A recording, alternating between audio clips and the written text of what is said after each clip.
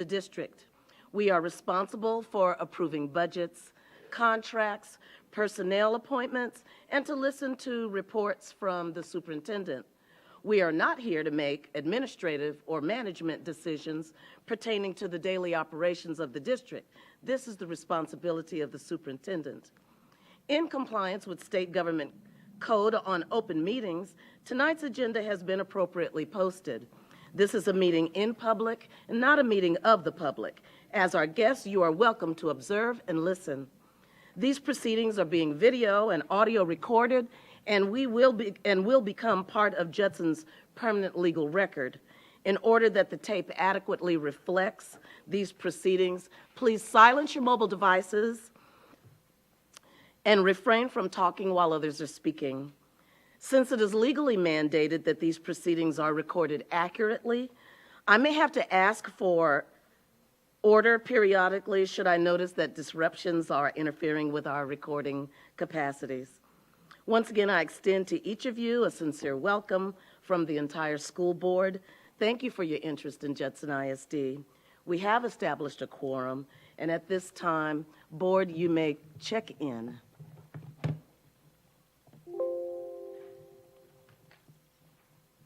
Everyone is present. At this time, I would like for you to please stand for the invocation and our pledges.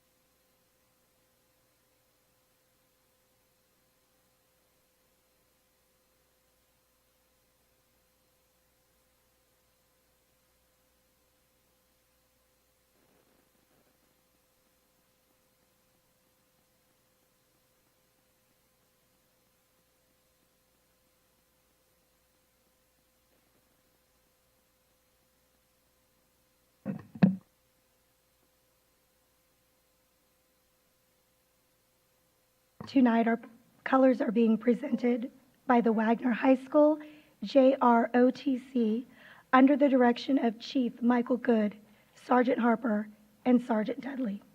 The color guard is commanded by Cadet Captain Angelica Cruz Yara, U.S. flag. Right guard for the U.S. flag is Cadet Major Abdiel Roque. Cadet Captain Alyssa Dominguez, the Texas flag. And the left guard for the Texas flag is Cadet Captain Angel Salazar. Our pledge leader this evening is Jace Jaggers from Millers Point Elementary. Jace is a very helpful and thoughtful third grader on the AB Honor Roll and participates in the Millers Point Marimbas and is also on the music memory team. He plays flag football, but outside of school, he also participates in other sports such as baseball. Jace is a wonderful example of Judson ISD excellence as he shows kindness, citizenship, and integrity in all that he does. Thank you, Jace, for leading our pledges tonight.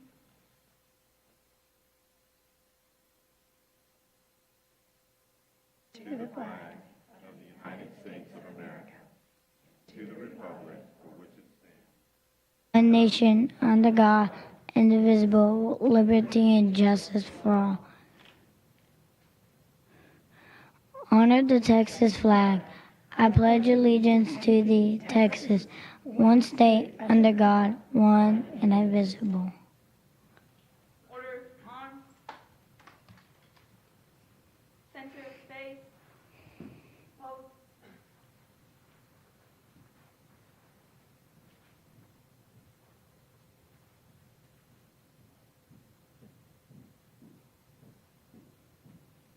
Color guard.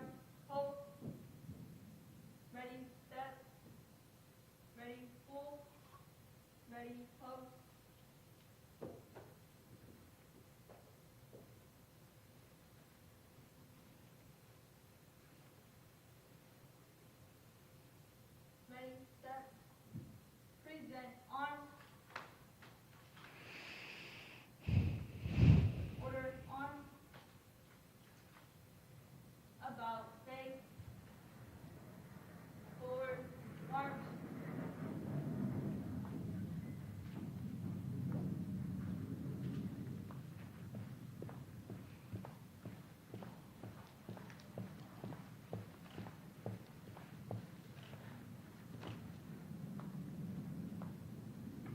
You may be seated.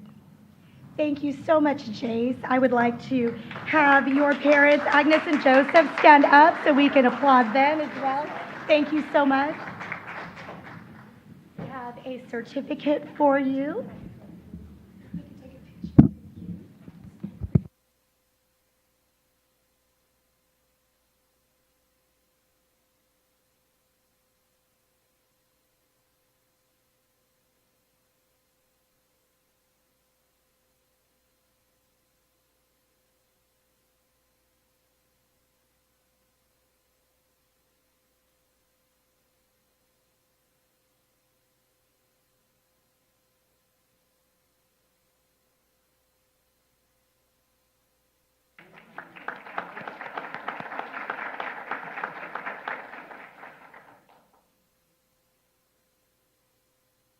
And I know I saw Mr. Ellis in here representing Miller's Point as well here.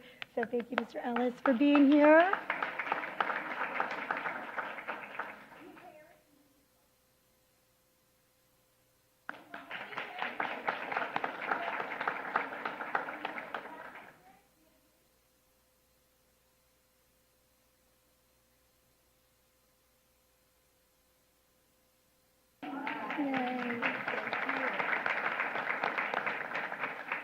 And if we could give a round of applause, too, to our Wagner High School JROTC.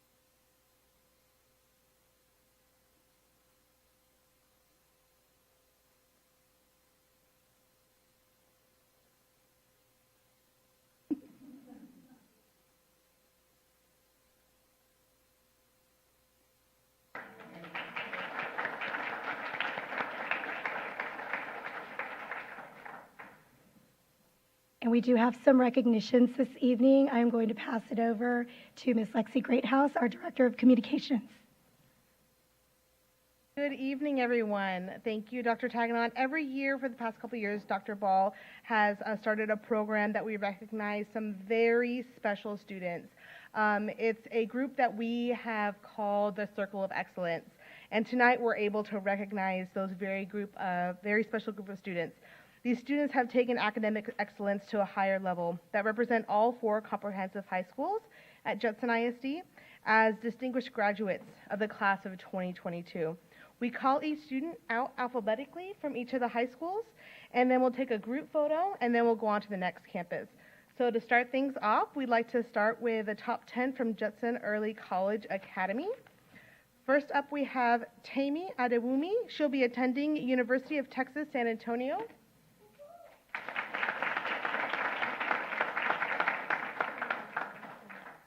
Next up, we have Christina Castilla attending the University of Texas at Austin. We have Izar Castro attending Texas A&M College Station.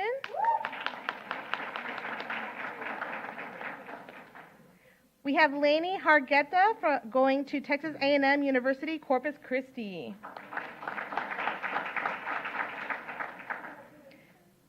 We have Malia Harris attending the University of Texas at Austin. We have Pedro Matamoros attending the University of Texas at San Antonio. Unable to be here tonight is Gracelyn Ray. She'll be attending the University of Texas at Austin. Next, we have Kennedy Robinson. She is undecided at the moment where she'll be attending.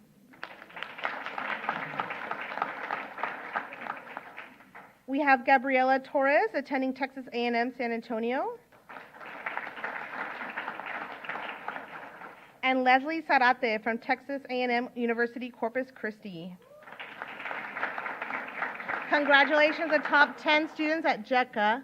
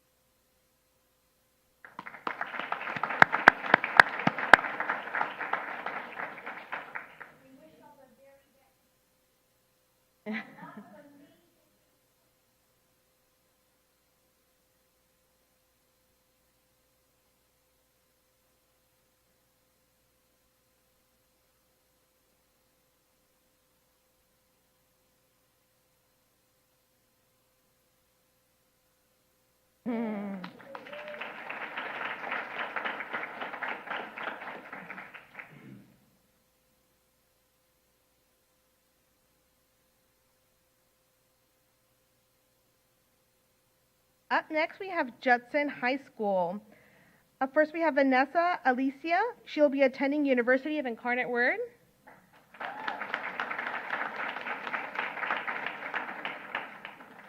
Unable to be here, we have Aset Amun, Zhao Bui, Vanessa Boulern, and here tonight we have Alejandro Cespedes attending the University of Incarnate Word.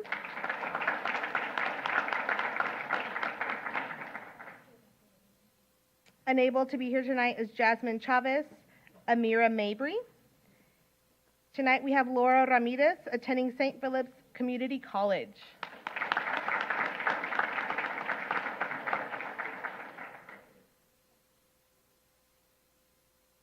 And Tony Villanueva will be attending the University of Texas San Antonio.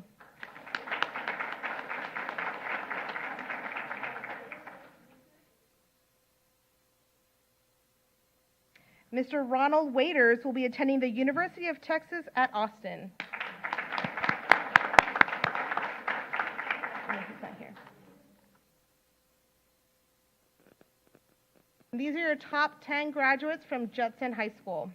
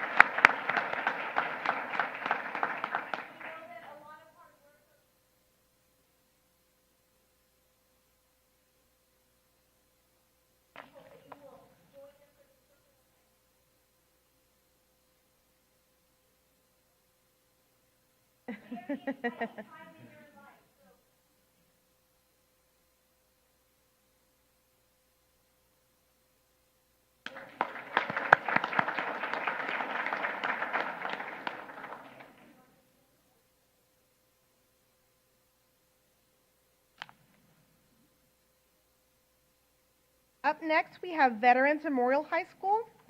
Here with us tonight, we have Caitlin Emler. She'll be attending the University of Tennessee.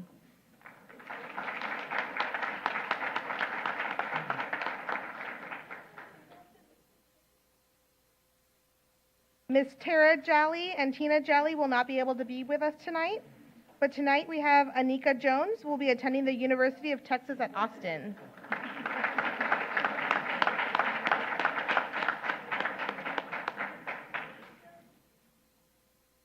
Skylar Keel will not be with us tonight. We have Catalina Ortiz. She'll be attending Texas A&M University College Station.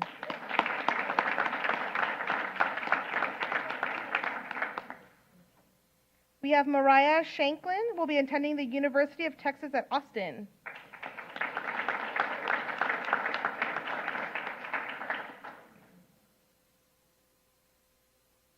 Mr. Avery Turner will be attending the University of Houston.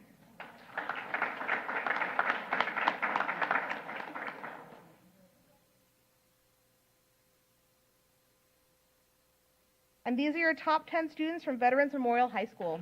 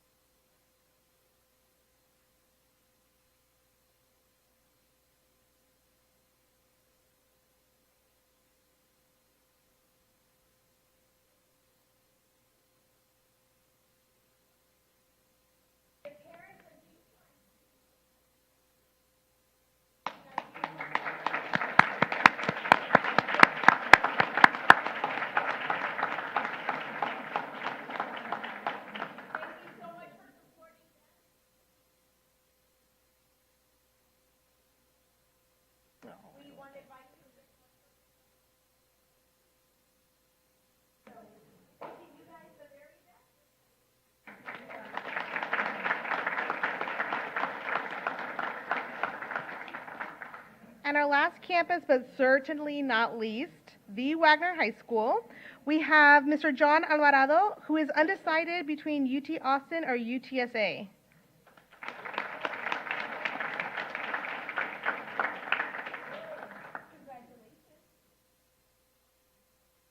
And able to be here tonight are Carolina Argueta and Anthony Boardman. With us here tonight, we have Gracie Garza, who will be attending the University of Texas at Austin.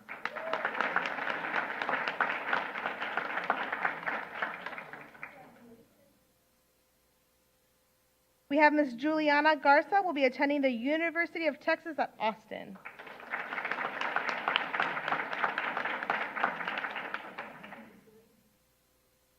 We have Mr. Gabriel Illescas attending Texas A&M College Station.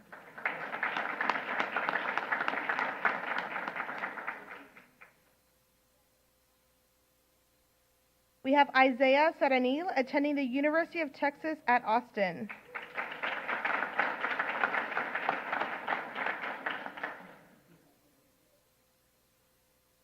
And we have Ms. Courtney Toppin attending Sam Houston State University.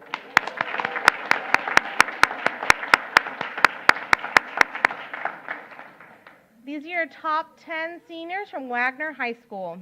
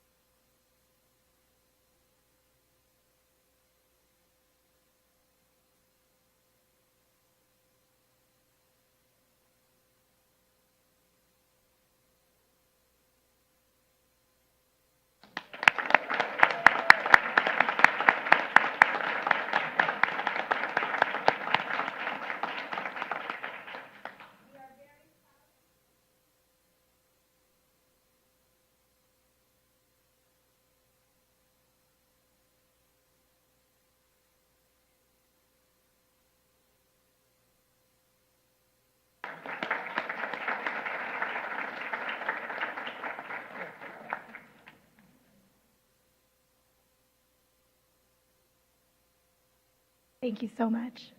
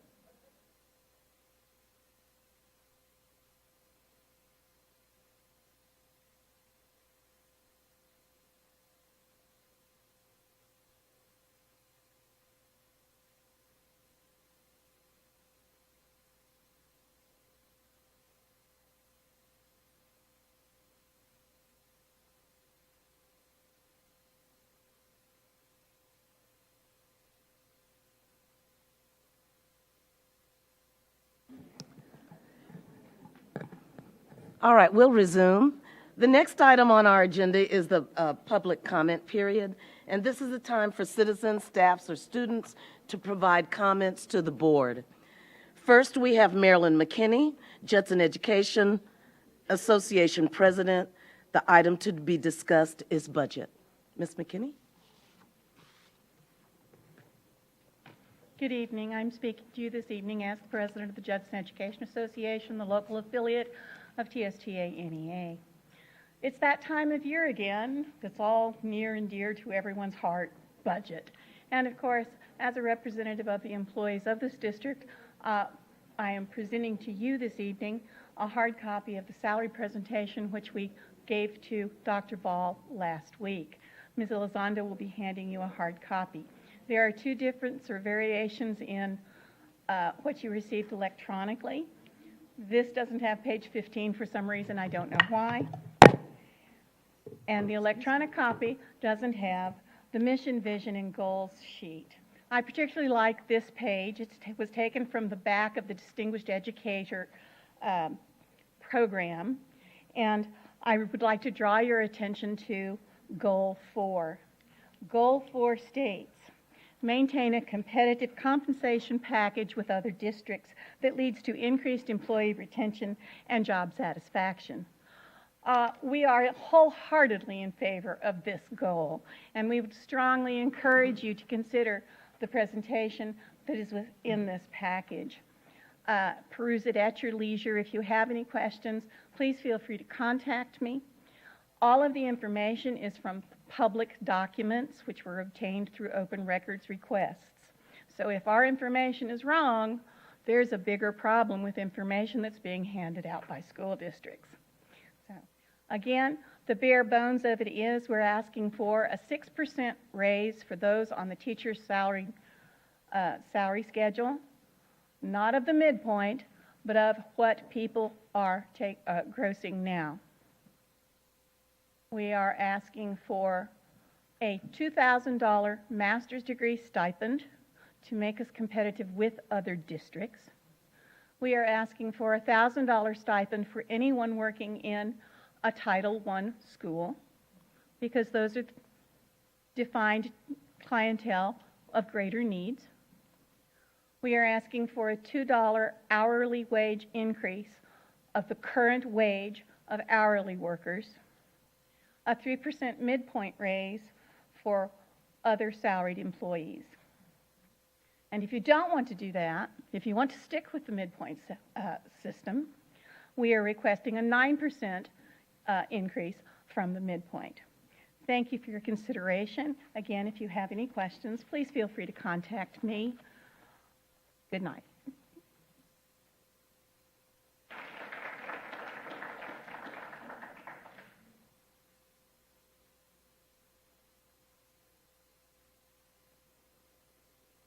Pardon me. Next, we have Victoria Cisneros. Item to be discussed, pay increase.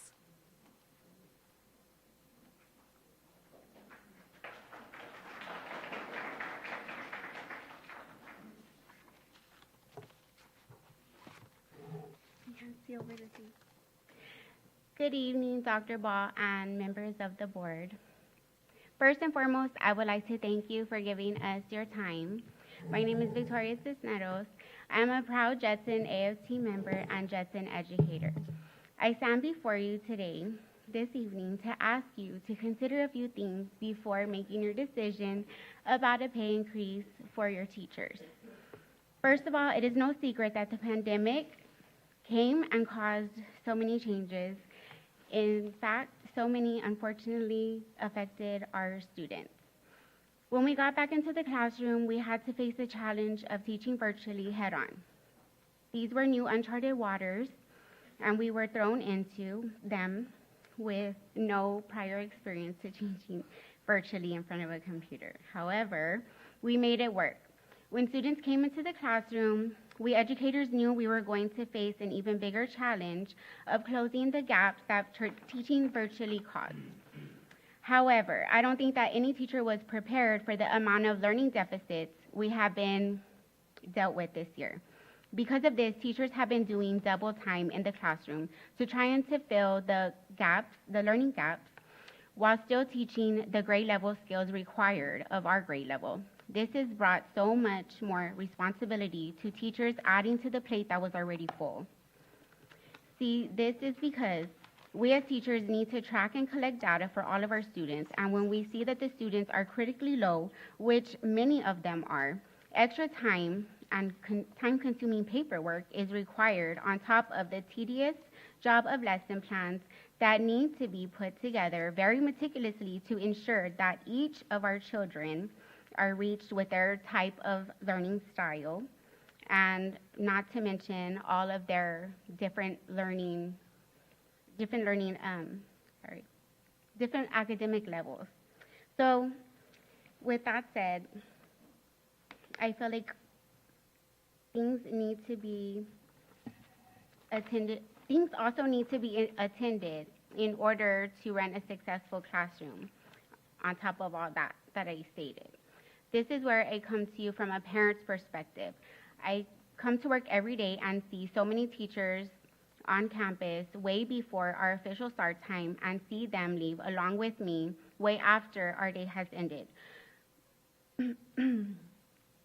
I am very appreciative that Judson has such dedicated teachers. However, it is saddening to see and know that these teachers don't get paid what they should be for their time. I experience it myself as a mom and teacher. So much of my time is taken by state required trainings as well as district required trainings. There's no wonder that so many teachers are deciding to leave. Ms.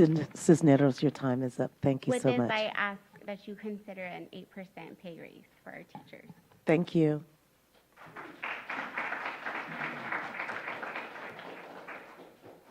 Next, we have, pardon me if I don't pronounce this correctly, Mireya Jimenez.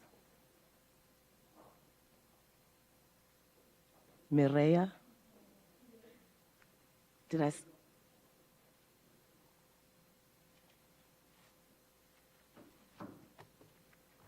Hello, good evening. My name is Mireya Jimenez, and I am proud member of Judson AFT. I stand before you with the hope that you listen, but truly listen. I must first begin by telling you a little bit about myself. I grew up in East Los Angeles and Compton, California. I was a high school dropout, only to be inspired by a teacher named Mr. Sanchez. Mr. Sanchez inspired me to come back to school, and I worked tirelessly to get my GED and to obtain my master's degree. I worked up to 3 jobs and barely saw my kids through it all, but I did it. I promised my family things will get better. Why is this relevant, you may ask? Well certified, educated, master's degree at Judson ISD. For the past 5 years, I have worked at Kohl's for 3 years, 20 to 25 hours a week. I have worked at Amazon for 8 months, loading trucks because it's not beneath me. My children are now grown, but there's one statement that still persists. You promised you wouldn't work as much. And it's sad, but it's a reality for me. During my time here at Judson ISD, it has been customary practice that Judson increases our pay by a 2%, only to be surpassed and increased by our health insurance each and every time. I am using my voice for the first time for myself, for the educators who don't have the courage to use their voice like I can. Many of my fellow colleagues have to work second jobs just like I did at Amazon. Department stores, tutoring, offering lawn services just to make ends meet. Many educators have to choose between basic medical care because so many cannot afford their insulin or an MRI scan that is the insurance deductible is just too high. Opting out of medical insurance seems to be a better choice, and I'm considering it. My voice for the educators who fall under campuses that won't qualify for free lunches for their children next year, Let's go ahead and put that into perspective. Teachers with 3 kids multiplied by $4 per child, multiplied by 165 days, it adds up to $1,980 a year. Yet the customary 2% increase, as you can see, falls very short. And it doesn't even cover the grocery expense that is still rising. Inflation is in an all-time high, 7.9, and it's still unfolding. Property taxes have spiked and rents have also. Not to mention, I personally lost a loved one to COVID, and along our broken hearts, we are probate, our court expenses. I'm asking Judson, help me stay at Judson. I'm Ms. a Jimenez, bilingual your time is educator. up. Thank you so Have a good one. much.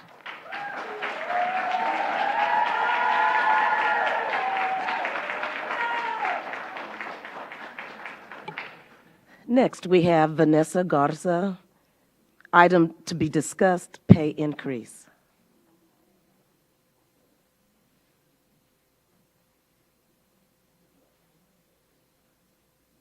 Good evening, Dr. Ball and members of the board. I am a proud Jetson AFT member and a proud dedicated employee of Jetson ISD. I come before you today to ask you to please consider a more substantial pay increase for our hardworking JISD employees. Jetson ISD employees have shown their commitment to our students and our district before and throughout the COVID-19 pandemic. Teachers are putting in more hours than usual due to House bill requirements and reading academies. Teachers have felt overwhelmed this school year due to larger class sizes, sub shortages, and larger workloads. 66% of Texas AFT members surveyed said they had considered leaving their jobs in the past year. Most teachers love what they do but feel like they don't have a choice due to rising cost of living, gas, groceries, and insurance costs. 35% of Texas AFT members recently had a concern, their main concern was salary. 43% said pay increases like raises or retention bonuses would make them stay in their jobs. We want to keep our teachers in Jetson ISD. As hundreds of teachers make their exit from education, 500 have been reported to the state for breaking a contract in the last 6 months. That number is up 60% from last year. As educators, we understand that teaching our students is a profession of service and a whole lot of heart. We want to be able to support our families financially without having to work second and third jobs. Jetson ISD employees have shown their commitment to our students in our district throughout the years and especially during the COVID-19 pandemic. In addition to the greatly appreciated stipends, we are asking that the district show all of its employees they are valued, appreciated, and respected by passing a resolution to approve an 8% pay raise for the 2022-23 school year. This increase also matches the rate of inflation. We look forward to speaking more to you as you move forward in the budget process. Thank you for your time. Respectfully, Vanessa Garza. Thank you.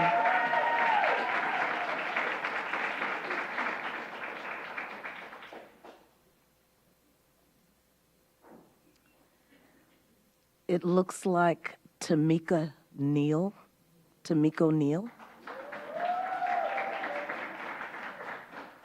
Item to be discussed, pay increase.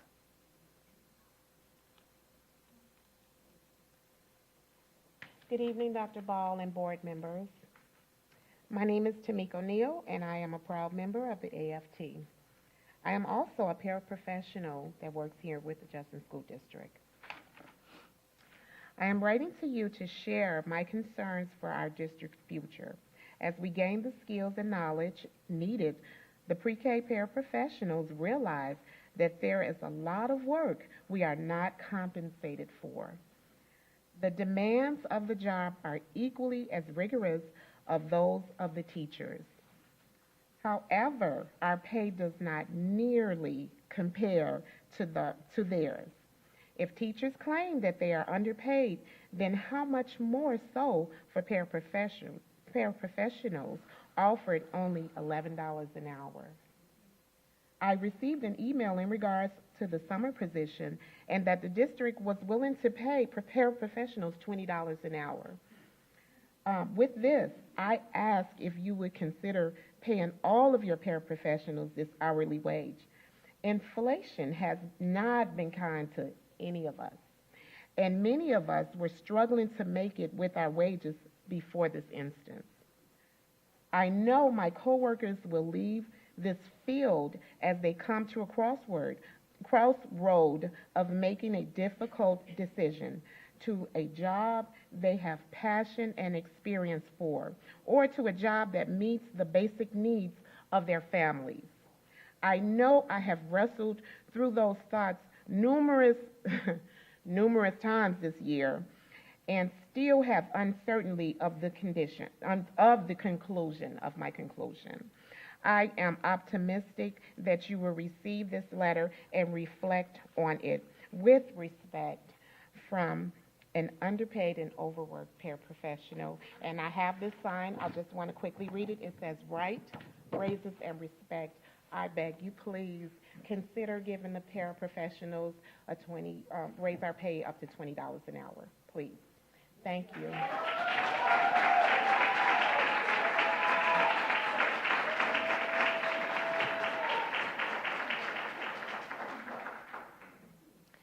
Devin Lehrman. Item to be discussed, pay raise.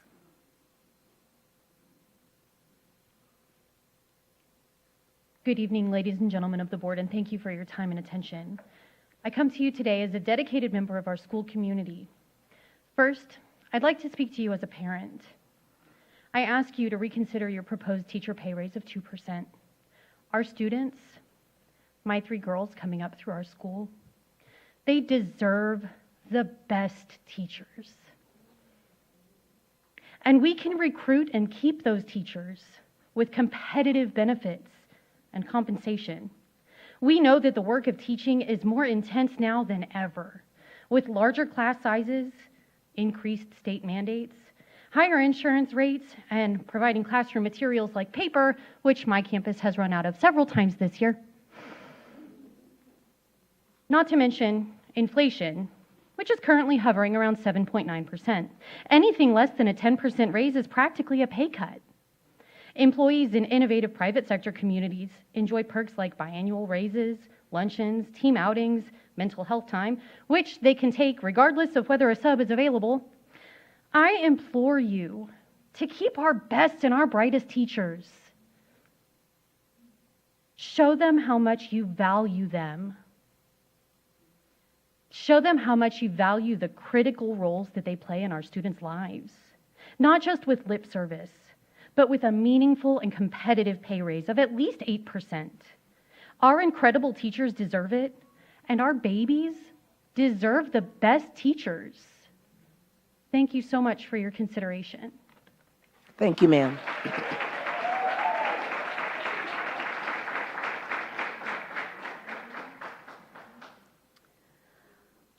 Looks like Fressy Molina.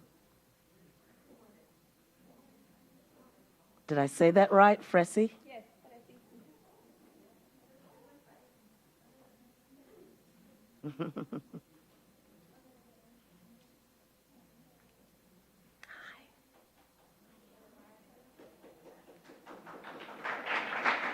Thank you, guys. We come too. Good evening, ladies and gentlemen. My name is Fressy Molina, and I'm from Costa Rica. First, please excuse my English. I want to thank all of you, Dr. Ball and board members, for allowing me time to speak. I want to mention that I'm a proud member of Jackson ISD and a proud member of AFT. We love our job. We are the foundation in each school. When everybody's in summer vacation, we need to put the schools up for welcoming our kids when they come to see a good school. I'm being asking to speak to the board members today by custodians. We are asking that you please look into the pay scale for custodians compensation plan 21-22. New hirings is getting 14 or 1443, the new custodians with no experience, while other employees with experience in many years with the district, like head custodians with more responsibilities, we are getting $15. And I'm one of them. Even with this pay increase, we are asking about the same amount as the new hiring. Thank you for your time, and please help us, because it's not fair that new people, they say they have experience, and we need to show them, because it's not true. Nobody come and ask that they know how to do it, that they have experience that they say. No, sir. No, ma'am. We need to teach them for 50 cents difference. Thank you. Thank you.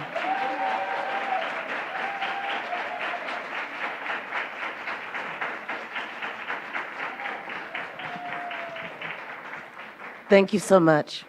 That concludes our public comment portion of the agenda. You are welcome to stay while we conduct the rest of our business. I'll go ahead and read the items on the agenda board. If there's any of the items that you would like to pull, please let me know. Item 4, consideration of consent. A, consider and take action regarding the approving the minutes from the regular board meeting held March the 24th, 2022, and the special meeting that was held March the 28th, 2022. 4B, consider and take action regarding approving the monthly financial information as of February the 28th, 2022. C, consider and take action regarding approving amendments to the budget for the 2022 fiscal year. D, consider and take action regarding approving expenditures equal to or greater than $50,000.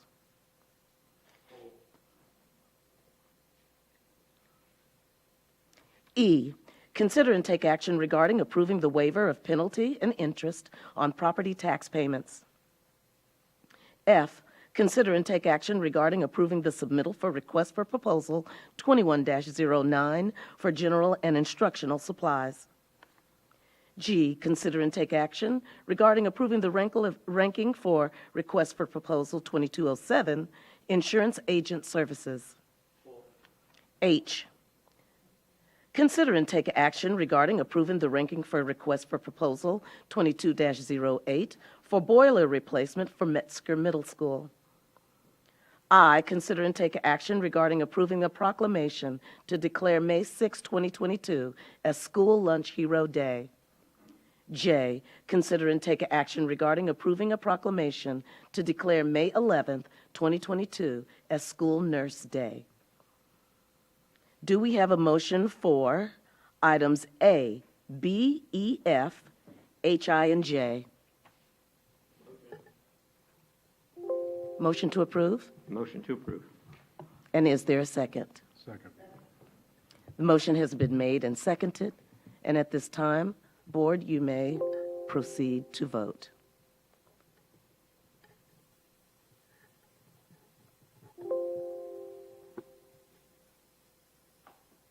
Motion passes unanimously. Thank you. Let's move on to item 4C. Mr. Macias, consider and take action regarding approving amendments to the budget for the 2022 fiscal year. I'll just say forgive me for not having my iPad. It's on the, it needs to be fixed, so I don't have the documents in front of me, so just bear with me if I don't remember exactly what the concern was. But I think I recall this particular one. It's a budget transfer. Is that correct? Yes, sir. So it's a small amount, but I was thinking when the board approves the budget transfer, that's when the transfer happens, or do we transfer before we approve? Right. So what the board always approves is we're going to transfer any funds across functions, which this is one of the things that it is across a function. Once the board approves it, then we move forward with making that change. So customarily, that's when the transfer goes forward. So we don't approve beforehand, right? It's after Correct. we do this. Is there ever been an event where we're actually approving it after the fact that you're aware of? Not that I'm aware of, but I'd have to look and see. Okay. I'm just kind of curious because, again. Bill, would you know off the top of your head if there's some? Okay.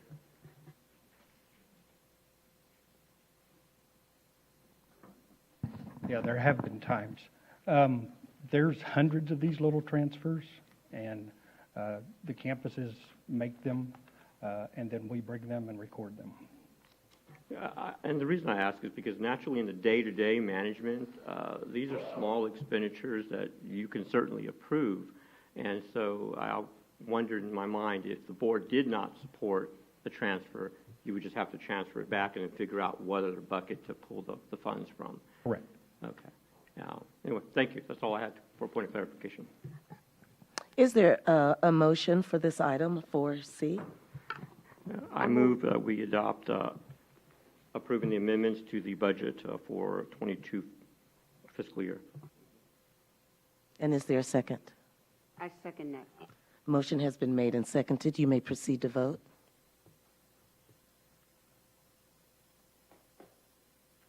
Motion passes unanimously. Item 4D, consider and take action regarding approving expenditures equal to or greater than $50,000. Mr. Macias? Yes, and I pulled this because it was on my list to pull, but I can't remember exactly. But the first one had something to do with... I don't mind sharing my laptop. Would you like to see mine? That's quite right. Once we get over this hurdle, I think we'll be okay. But Crosslink, I think, was one of the expenditures I just... ClassLink. If you could talk a little bit about that expenditure. So I'll ask Lacey to help me out if I don't remember something. But ClassLink is something that we have been using, and I think this is the renewal for it. But please feel free, Lacey. ClassLink is the program that we use, which is our district portal. It's our single sign-on portal. We've been using it for the last year, and this is strictly the renewal for it for the next academic year, and this one is a 3-year renewal, so we do get a discount, so the amount is a little bit larger because this will renew us for the year. So we get a 10% discount off of each year by doing a 3-year instead of a 1-year. Good, and it sounds like a really quick, simple answer. We were using another program last year then? No, sir. This is the one. The same one. So you said it's been around for a year? It was being implemented just before, it would have been the spring of 21. So it was being implemented when I came in last year, and we went live with it with the entire district in June. And so what were we using before in 2020? We did not have a product that did this. So nothing was in place? Right. Later on, in some other instances, I'm looking for trying to understand migrations when we do acquire different processes. I thought this might fit that criteria, but it doesn't sound like it does. The thing that this program actually helps with is that it allows even our students use it as well. So when you log into ClassLink using the Chromebook or anyone in the district, it gives you immediate access to all of the other programs like textbooks. And so the online textbooks have very different usernames and passwords. This is actually like a locker where it saves those passwords. So once a student is logged into ClassLink, they have immediate access to all of their instructional resources. And it also provides administrators and whatnot immediate access to their other resources. So it's much more secure than having a notebook full of passwords or having to write passwords down and things like that. Well, that's all I have for right now. Thank you. Is there a motion for item D? Just a quick question. This is completely different than the enrollment system, right? The registration system? Yes. Which one is that one called? Oh gosh, help me out, Lacey, with the registration. The name of for our registration. So this has nothing to do with student registration. No, he just wants What's the name of the name of it. Oh, right now we're using Frontline. Frontline, okay. Yes, sir. Is there a motion for this item? Yeah, I move that we approve expenditures equal to or greater than $50,000. And is there a second? Second. Motion has been made and seconded. You may proceed to vote. Item passes unanimously. We'll move on to item 4G. Consider and take action regarding approving the ranking for proposal for 2207 Insurance Agent Services. Mr. Macias? You know, I pulled this one because of our wonderful citizens to be heard, hearing about insurance. I know this is a ranking for the services that we're continuing with, and I'm supportive of it. But just since it is dealing with insurance, just asking our administration to look at other ways to possibly work with reducing costs for our employees. I know it's very difficult. Believe me, I've been here 12 years, I know. But it's just time to also approach this with some innovation. I'm trying to be careful because, again, this is only to approve, so I don't want to get too far off. But I know that we transitioned to a different type of health plan this year. So when will data from that be available to see if it was effective? I can't think of the name of it, but we changed. It wasn't implemented until January. So January of this year. January is when our insurance changed. Yes, not thinking I remember that correct. We approved, it came in and started in January. So a full year will give us a good assessment of how this plan is working? At least a year. Okay. Okay, so we'll be keeping an eye on that? Yes, sir. All right. Thank you.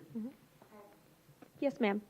Are the employees, I know we have a board member that's a part of the insurance, because it's me, team, but are the employees allowed to, if they find a program or a company that might fit better with us, are they allowed to bring that to the district just to share the information for informational purposes? Yes, ma'am. When we were first starting this, we had employees sit on that committee, and we gave them information. We asked for input and suggestions. So if they have some ideas and suggestions, they were allowed to give us that information. And we're still doing that? Well, no, because we selected somebody. So when we go out and do that again, then we'll start that committee up again. So that'll be a request for proposal then, right? Oh, no, ma'am. I meant the insurance committee. We had an insurance committee. Right, I was on that. Okay. So we'll have that committee again. Okay. But the current insurance started in January? Yes, ma'am. And it's for what, 1 year? Yes. So when will we start looking at either remaining with our current provider or looking for someone else? We usually start sometime in the fall, right, Bill? October. This one is a 5-year one, so we'll have this insurance for 5 years. Bill, do you want to come up and give a little bit more information? So it's a 5-year agreement. Is there any opportunity within that? Because I don't remember that part for adjustments in any way. Yes, ma'am. See, what we did is we went self-funded. So we manage the plan. We hire Humana to do the day-to-day management and work and pay the claims and stuff like that. But we can make changes to the plan as years go by. Okay, so then we kind of maybe, I understand it's a 5-year plan, but will we take advantage of maybe reviewing it, like say in October? Yes, ma'am. Look at it again and see where we can maybe make some adjustments or tweak it, or if they may be offering some type of better service that we can take a part of? Correct. And remember, when we brought this plan in, we actually dropped premium 7%. Right, I remember that part. Yes, ma'am. Okay, thank you. Thank you, Dr. Ball. Thank you, ma'am. Ms. Rodriguez has a question. Which insurance products would this vendor be overseeing? Brown & Brown does our health insurance, our workers' comp, and all the life insurances and all that stuff for us. Yes, ma'am. Thank you. Is there a motion for this item? Yes, I move that we approve the ranking for request for proposal 22-07 Insurance Agent Services. And a second? Second. Motion has been made and seconded. You may proceed to vote.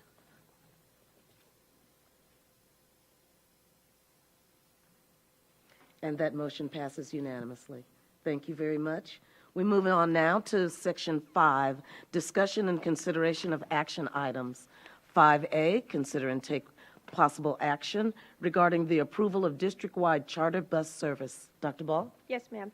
So throughout this year, we've had some difficulties in regards to transportation when it comes to taking our students to events.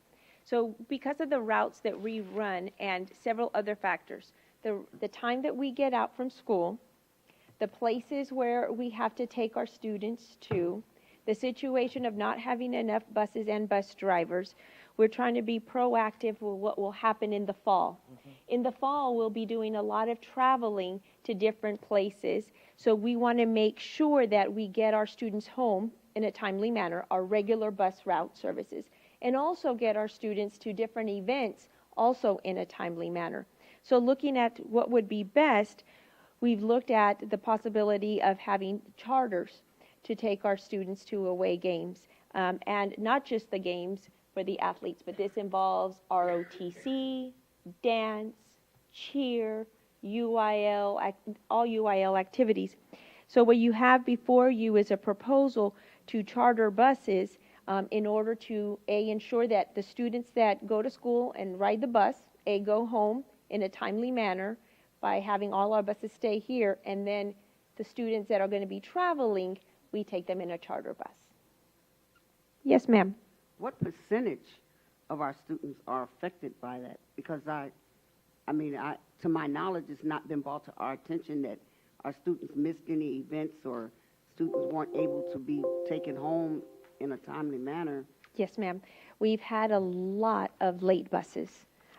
So throughout this, I witnessed it myself where we went to an out-of-town game and they did not make it in time to start because of not having enough buses, so they were late. Then we've had numerous situations where our students are getting home at 6 o'clock. So I just don't want to see this be something that is a norm. Do we need to hire more bus drivers? Or Well, do we need to purchase more buses? Because from what I saw, what we're looking at paying, it seems like we could. It's both. We have a difficult time having bus drivers stay. And then, of course, eventually, we definitely do need more buses. Is it because of pay? I think it's a combination of things. I think there's a lot of people that have just not applied, a little bit of pay. So it's a combination of things that have happened. And we had a team look at this, or the decision was just made? Tell me what you mean by the team look at. How was it evaluated to come up with this plan? Okay. The plan of getting charter buses? Charter buses. Yep. The plan, it was evaluated by how do we service all the needs. The needs of making sure that our kids get home in a timely manner. If a child gets out at 3:15 from school, getting home at 6 o'clock is very late. So you're saying we need charter buses to just get our kids home? Ma'am. No, ma'am. So if we don't get the charter buses, what will happen is then some of our own fleet will leave and go out of town. So the current buses that stay are going like triple routes. So then that causes for them to pick up the next one late. We need to look at purchasing some more buses Eventually, of our own and not just the purchasing, but making sure that we have the drivers too. Right, and increasing the pay so that we can attract more drivers to our district. Yes, ma'am. Eventually, yes, that's what we need to do. Long range, yes. For long term. Yes, ma'am. Because the sustainability of these charter prices, that's pretty extensive and very expensive. Yes.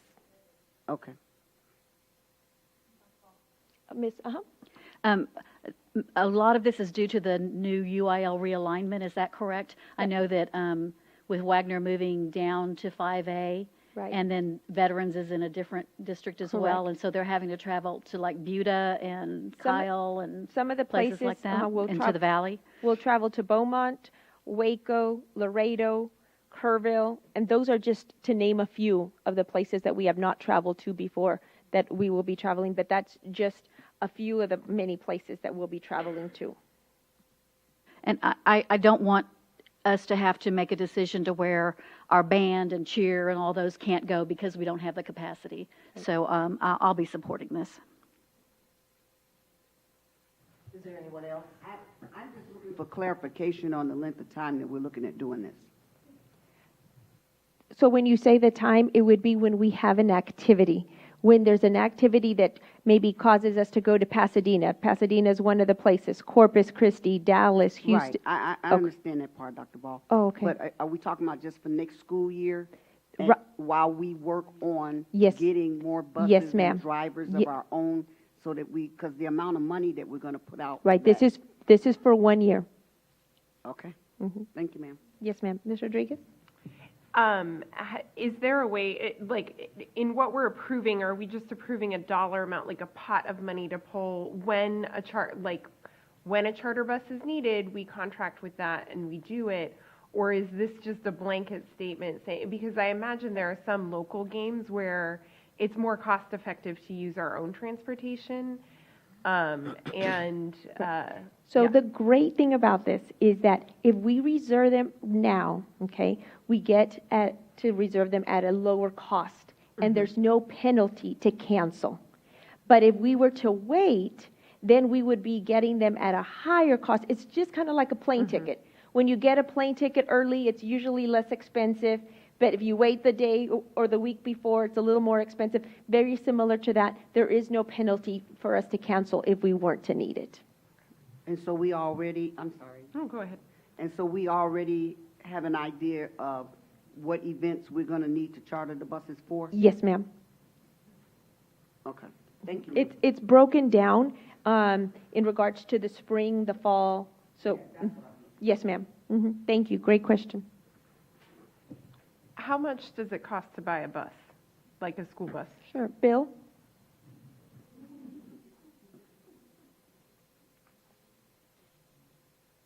The last buses we bought, which were in 2019, were $125,000 each.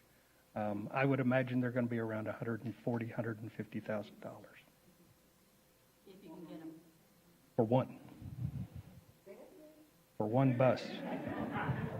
If you can get them. Yes, ma'am.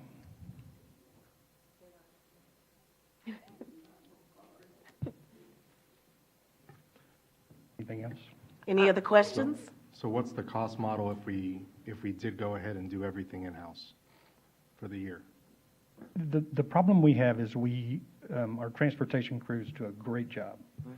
They run 90 routes a day, 3 tiers. We have 77 bus drivers. We have 13 routes that aren't filled. So that means somebody makes a route, they go back to the school, and they make another route. So kids are getting home at 6:30, 7 o'clock. So if you ran a model that paid a premium to recruit more drivers, what would that annual cost proposal look like compared to this? It would be more. Understandably, but how much more? I do not know. So was that something that you all looked at before making this recommendation? Probably wouldn't even be able to get the buses within a year because of supply chain. So if we approve this, Dr. Ball, to your point, then we approve $570,000 to be potentially used. Correct. Okay. But there's a high probability that we will use the whole thing. Correct. So Because- to Ms. Rodriguez's point, though, if it is more cost-effective for the local games to use them locally, then what would preclude, how would you all come to that decision, and when would you come to the decision? We're going to try to fill all our bus driver positions. So what would first entailed is that we had all our bus driver positions filled so we could be able to run all our own routes first and getting our kids home. But there's still a probability that we'll spend all this money on it, on charter schools, Yes, on charter sir. buses. Yes. But we did go through the schedules and sat with the coaches and transportation, and there were many ones that we can do. And so we will continue to do both. This will not be all charters. So the schedule that we have before us is already a vetted list, slimmed down of what we definitely will need the charter for? Yes. So there are games on here not represented that we'll do in-house? Yes, sir. like a lot of Saturday tournaments, those kind of things we can continue to do.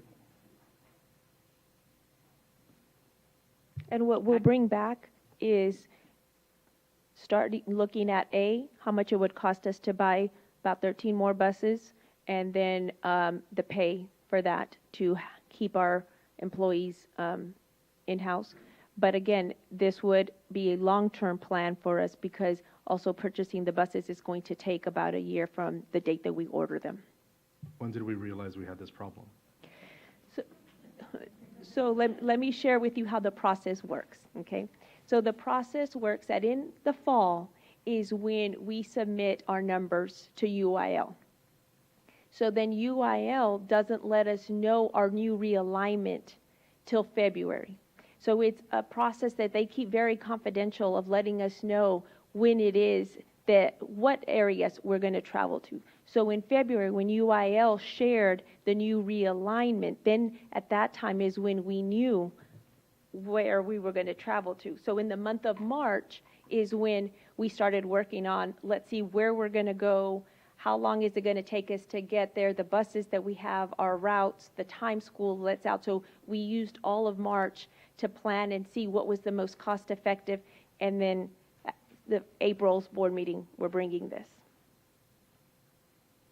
So theoretically, let's say that this is the absolute best and only option that we have for this year. And I know that we used, a co-op, right? We're writing Northeast ISD's bid.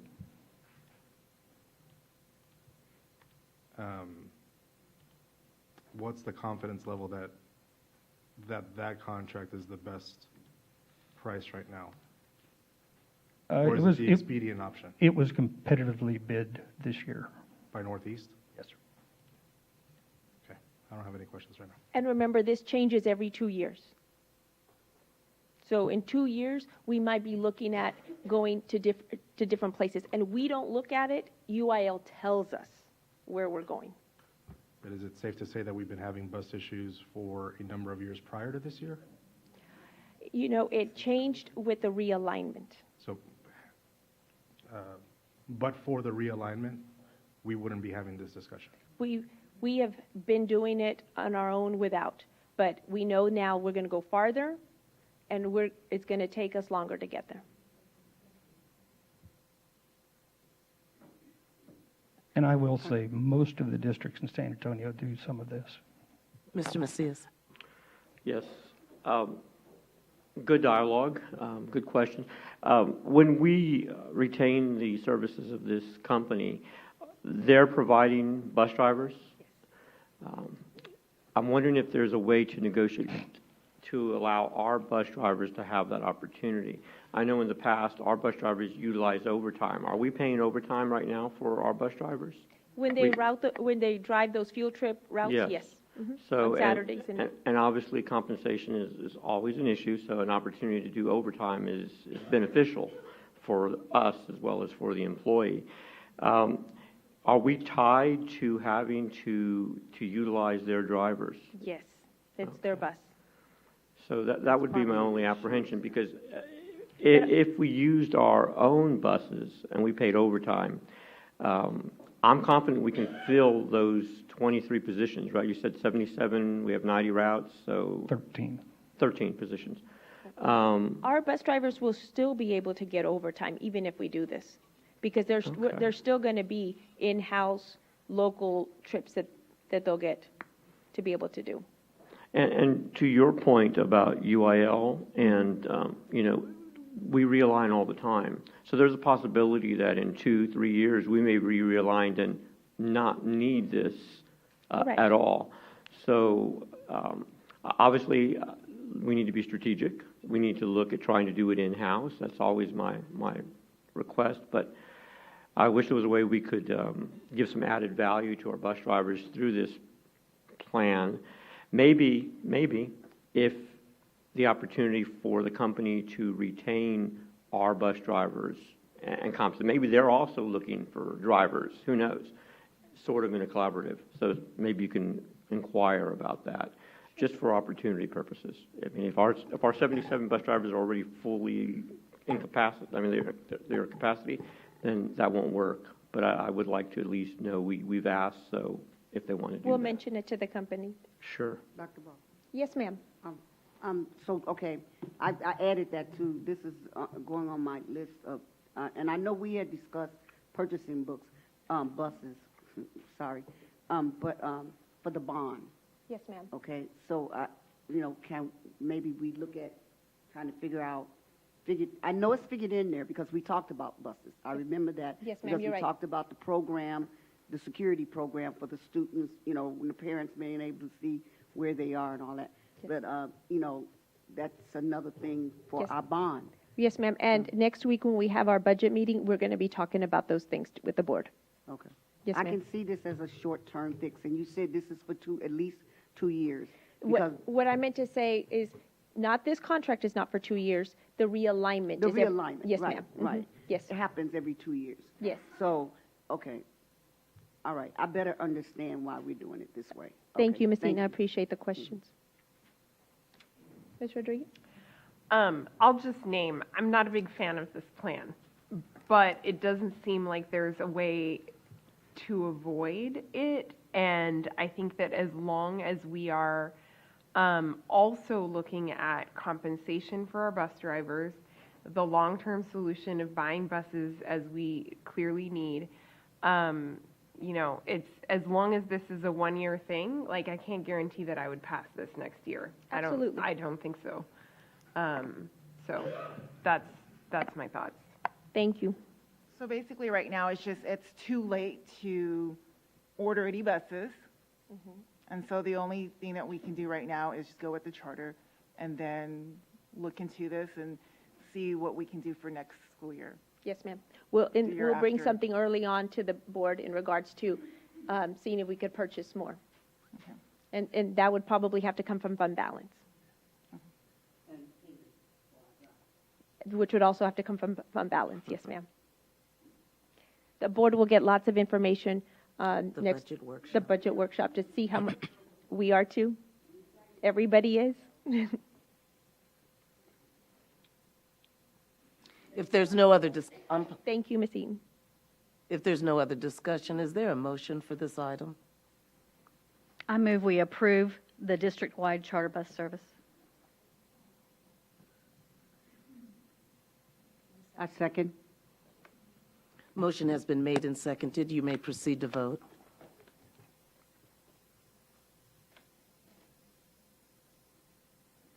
Motion passes unanimously. I understand the dilemma that the Transportation Department is undergoing.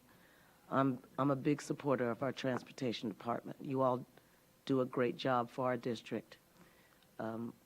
What we're looking at is just an alternative for a short period of time. Everybody seems to be going through readjustments, and so are we. But please know that this is not something that we intend to do forever. We do take into consideration your time, what you do for us, and we know that the kids that you serve are the most important in this district. Thank you for what you do. We are all behind you, and we hope that you can understand that this dilemma that we're in, I know it's not in the best agreement of you, but please know that we are not doing anything that means that we are not giving you the credit that you deserve, because you do. Thank you so much. Item 5B, consider and take possible action regarding approval of an amendment to the District of Innovation Plan seeking an exemption from teacher certification as per TEC 21-003 and TEC 21-053. Dr. Ball? Yes, ma'am. A few months ago, we had started to talk about the District of Innovation and the different things that the District of Innovation could offer us. As everybody knows, one of the things that the District of Innovation offers is the ability to give credit to teachers for their work experience, specifically in the area of CTE, and to allow those work experiences. I'll use a couple, for example. If you are a master plumber by trade and you've had that experience, instead of having a teacher certification, you would be able to count those years of experience in lieu of the certification. So what we're asking today is to be able to have this added as an amendment to our District of Innovation. And I'll ask Ms. Davis if she wants to come up and share any additional information that might have been left out or any questions that the board might have about this. Oh, I do.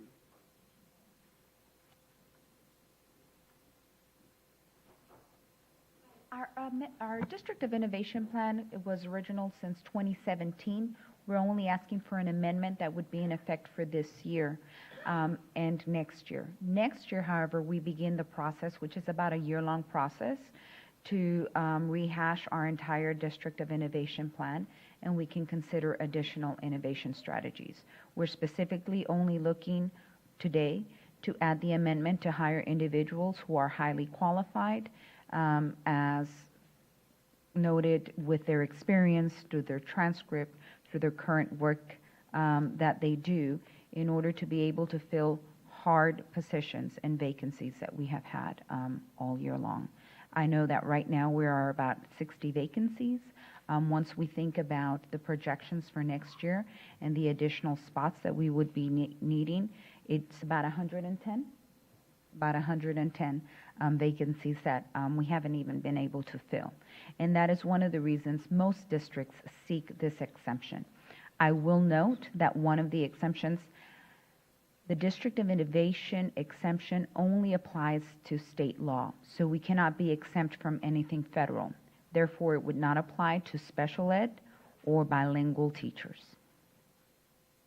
Those must still be certified as the state requires, and federal law. Yes, ma'am.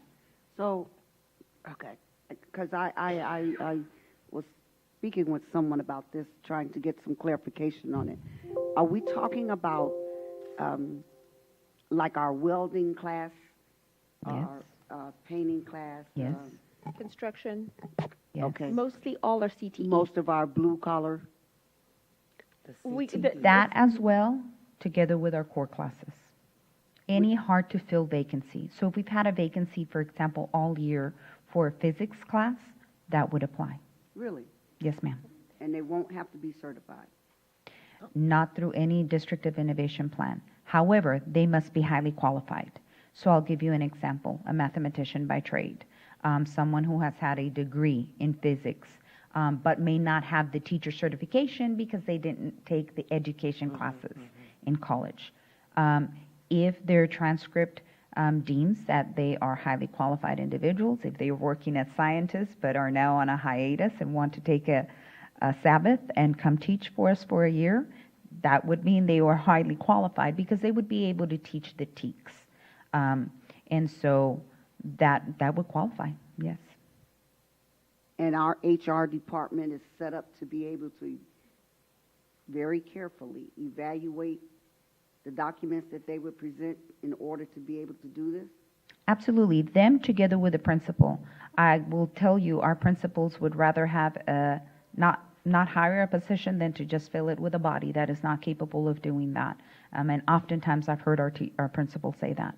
So yes, the principals, the hiring committee, together with our HR would verify that they have the experiences, the knowledge, the transcripts, the skills to be able to meet the requirements of the TEKS and to be able to teach the curriculum.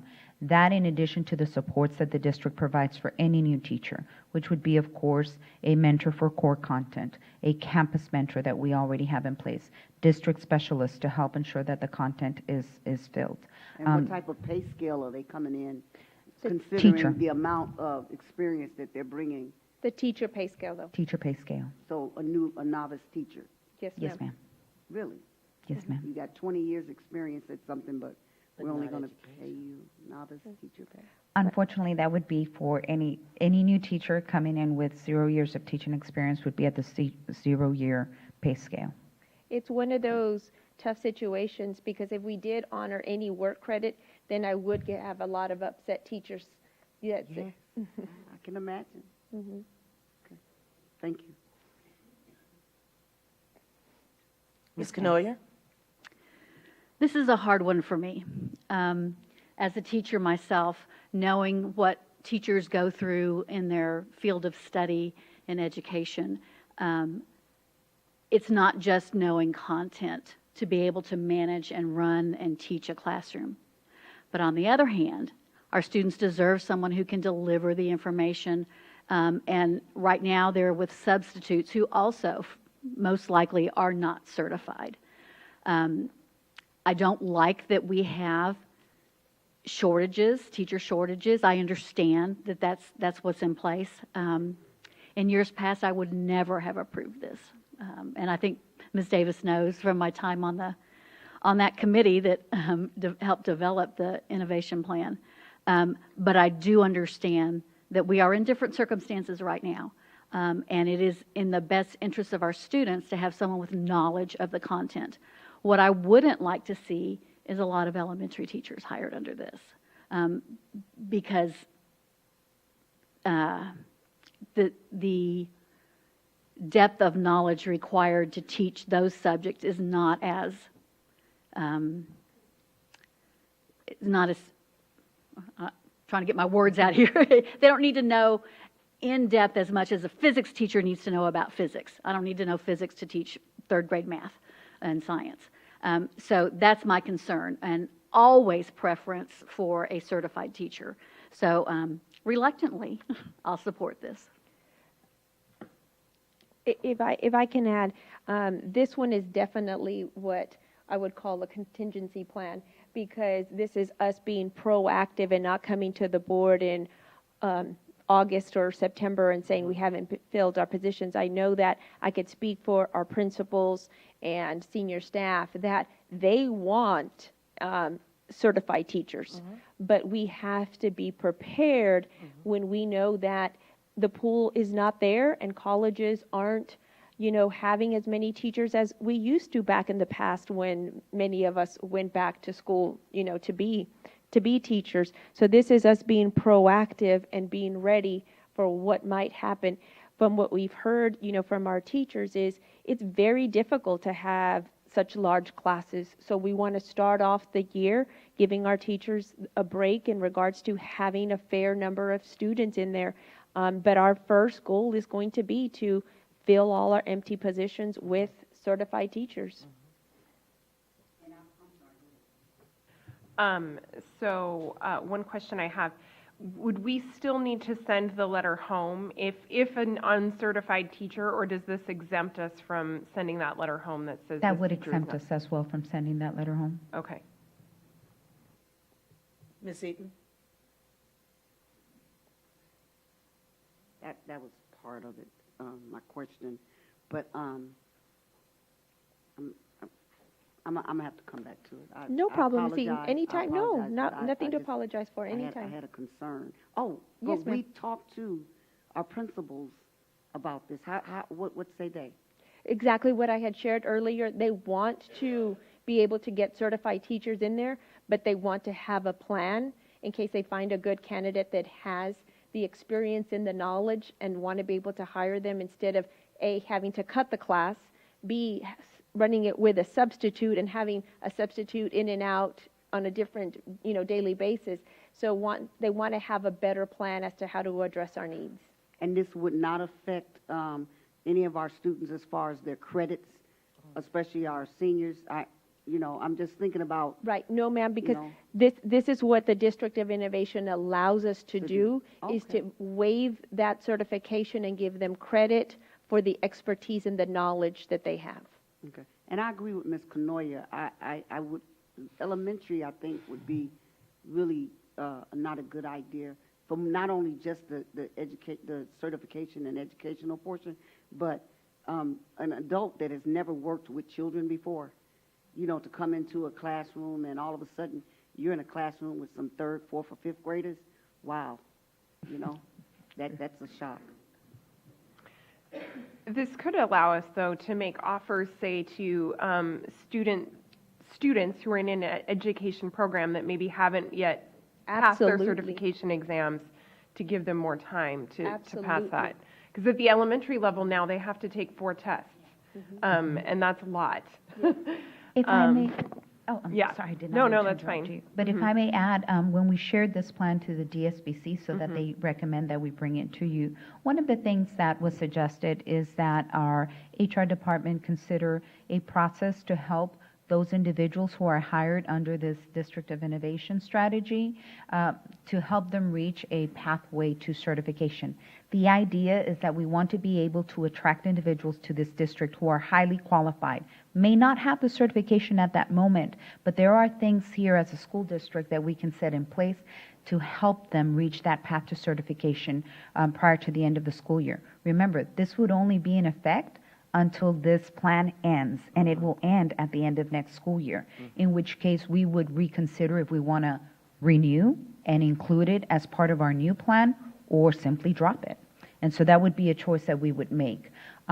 So that was one of the suggestions that was brought up, and I know that Mr. Guidry is very open to that. And the other thing to consider is also for the individuals who start and may be on that path is for the district to help support those who are taking the test monetarily, and then to help add that test to their certification.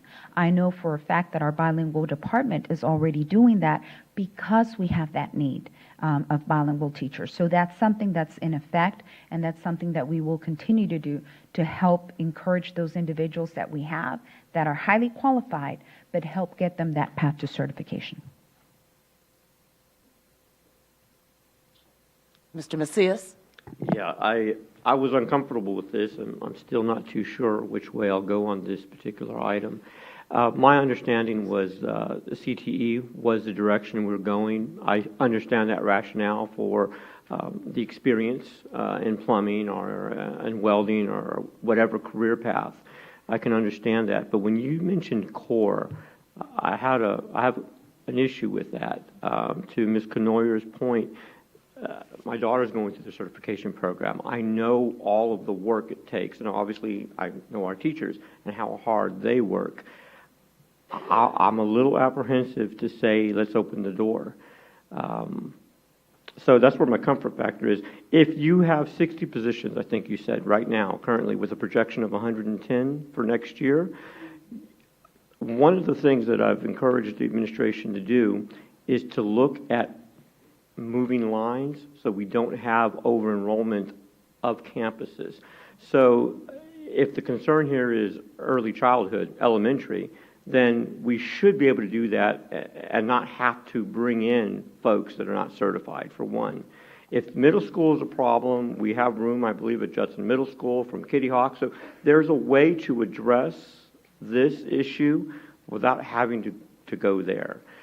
Without seeing those 110 positions, I'm going to assume 90% of them are core. And so that doesn't make me happy. I don't know if you have some of that information? There's a mixture of it. There is a mixture, but the majority are probably core. Okay. We do have some CP courses, finance courses, vacancies, a lot of core. And when I briefly discussed this, again, CTE was my understanding. I completely get that. I just am not comfortable with the other aspect of it. And so I need to feel comfortable that you've explored realignment. I need to understand what are we doing to seek those certified teachers now, and know that we've played that out to the best of our ability before we do this. I didn't want to interrupt Mr. Macias, but the realignment and what we call the balancing of classes does happen in the fall. So the realignment I think that you're thinking of doesn't really affect this component, because when we look after Labor Day, we look at all our campuses and we look and say, okay, this campus, in your class, you only have 10 kids. Each teacher can absorb 2 more, and we'll move this teacher where there's more. So that does happen. That does happen in the fall. So that realignment to try to balance out the classes does happen.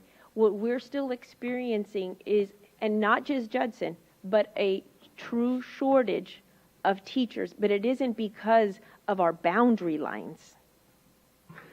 Well, appreciate the clarity. Sure. I would love to see it. I'm a visual person, so I definitely would like to see that before. I know that. I'm sorry? We I have in wanna our see personnel report, we have all the I want to see vacancies the that are there. zoning alignment. I'd like to see when we have, how many, 1,500 students, 1,300 at Kitty Hawk?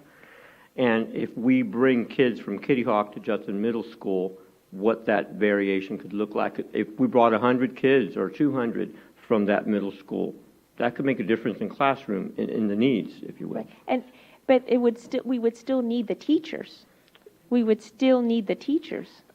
I'm assuming that Judson Middle School and Kitty Hawk have the same foundation of teachers. No, sir. They don't? We're staffed completely by enrollment. So each campus does not get the same amount of teachers, whether it's core teachers, RTI teachers, it's all done by enrollment.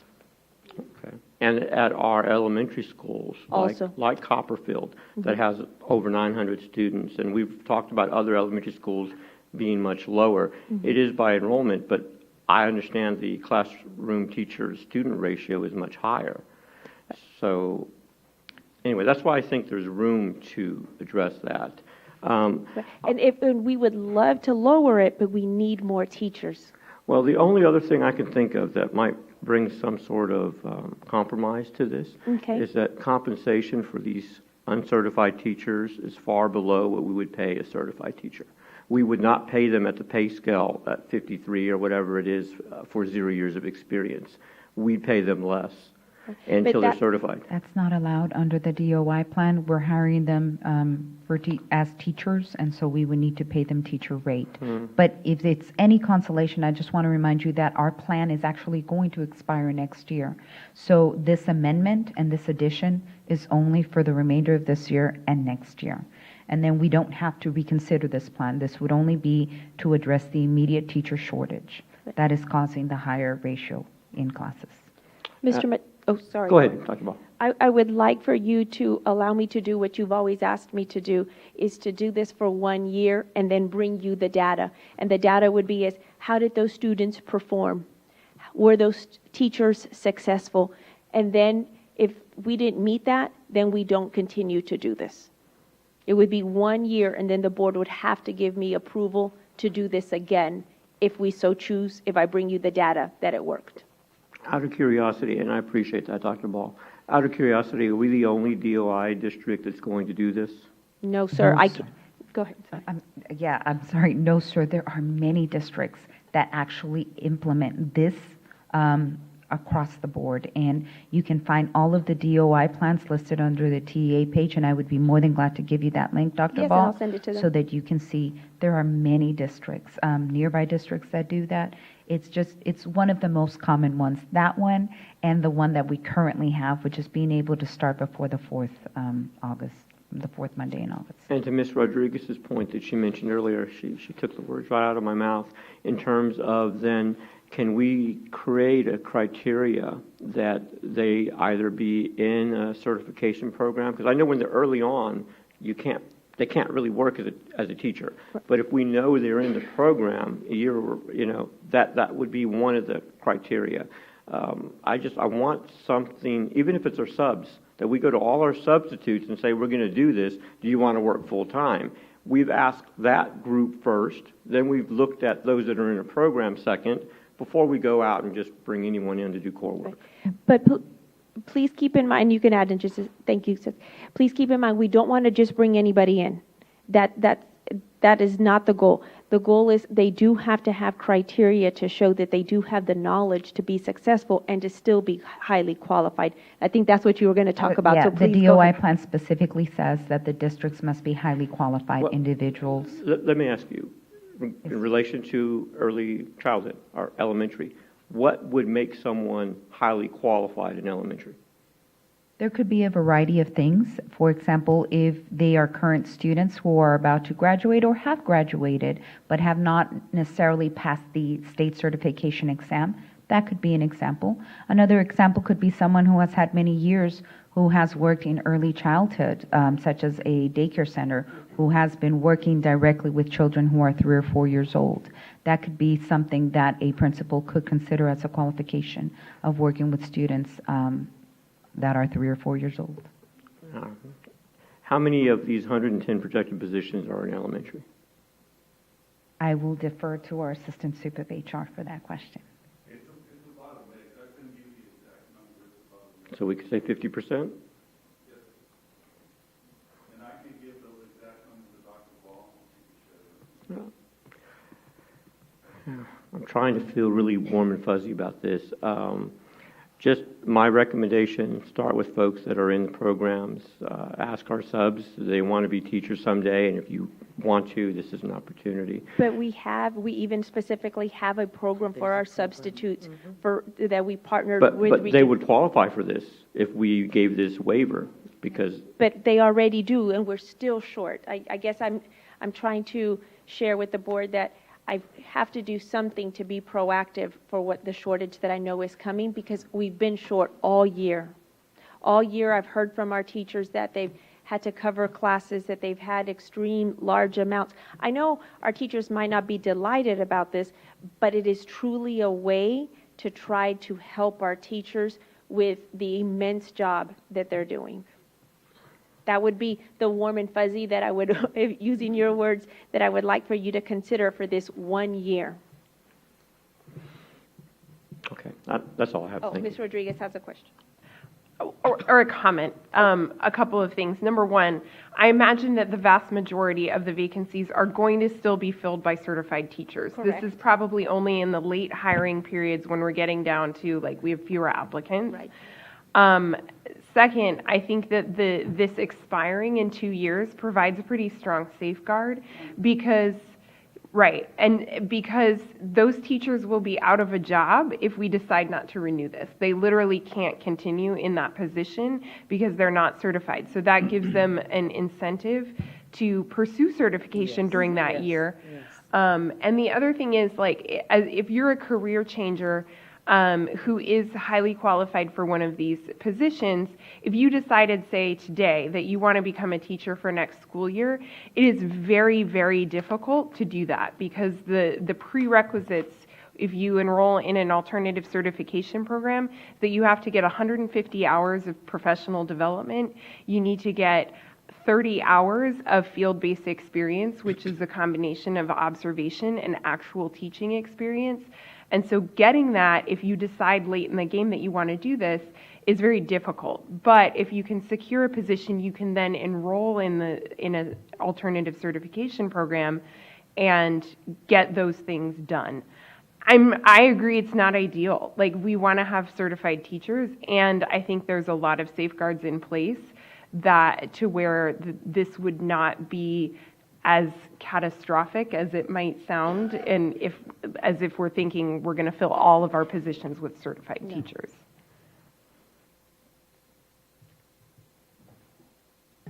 Any other comments Thank you, Ceci. or questions? Thank you, Ms. Davis. At this time, is there a motion for this? I move we approve an amendment to the District of Innovation Plan seeking an exemption from teacher certification as per TEC 21.003 and TEC 21.053. I'll second that. At this time, Board, you may proceed to vote.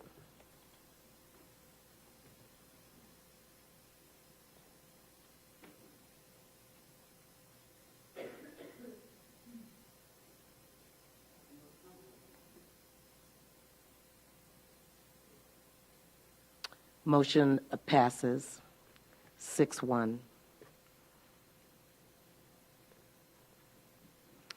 I would like to go back, Dr. Ball. Yes, I ma'am. neglected, once again this month, the proclamations. Oh, we're ready. No, not a problem. We could definitely go back and read them. Dr. Fields, I know that you were going to read. Proclamation to declare May 6, 2022 as School Lunch Hero Day. Nicole, I know you're let Dr. Fields. Thank you. Oh, yeah, She save ha- her voice. Yes. She's been losing her voice for a couple of days now, but what a dedicated person still our work. Yes, ma'am. Thank you, Dr. Fields, for doing I both have of no them. problem. Yes, ma'am. First proclamation, School Lunch Hero Day proclamation, Judson Independent School District Board of Trustees. Whereas JISD recognizes the important role that child nutrition plays in the academic preparedness and performance of students in the classroom. May 6, 2022 has been designated as District School Lunch Hero Day by the Judson Independent School District Board of Trustees. Whereas child nutrition staff are responsible for the planning, preparing, and serving of most health-conscious meal options for the students for Judson ISD, while satisfying state and federal guidelines. And whereas child nutrition staff are partners within our schools who take pride in ensuring that our students are provided with the necessary sustenance to support active and engaged learners.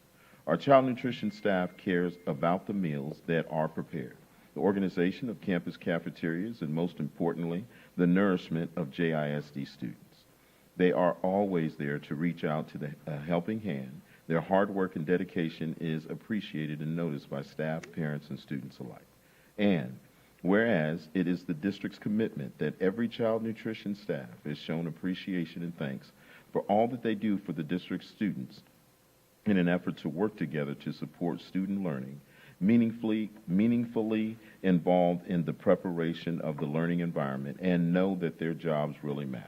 Now, therefore, I, Ms. Renee Pashal, Board President of Judson Independent School District, do hereby proclaim that May 6, 2022 as School Lunch Hero Day in Judson Independent School District, and urge all to participate with the recognition of the child nutrition staff within this district, and to support and participate in creative ways to thank the child nutrition staff at our campuses. In witness thereof, I hereby hereunto set my hand and cause to affix the Great Seal of Judson Independent School District this 21st day of April, 2022. Thank you. Thank you. Yes, ma'am. And then next is the School Nurses Day proclamation. Judson Independent School District's Board of Trustees, whereas we understand that students are the future, and by investing in them today, we are ensuring our world for tomorrow. And families deserve to feel confident that their children will be cared for when they are at school. And whereas all students have the right to have their physical and mental health needs safely met while in the school setting.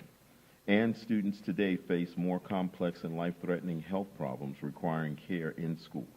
And whereas the COVID pandemic has emphasized the essential role that the school nurse plays in student health and academic success, and school nurses have served a critical role in improving public health for more than 100 years.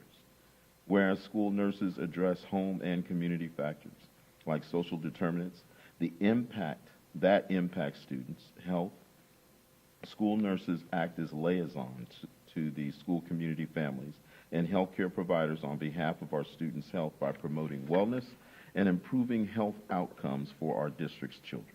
And whereas school nurses support the health and educational success of children and youth by providing access to care when children's cognitive development is at its peak.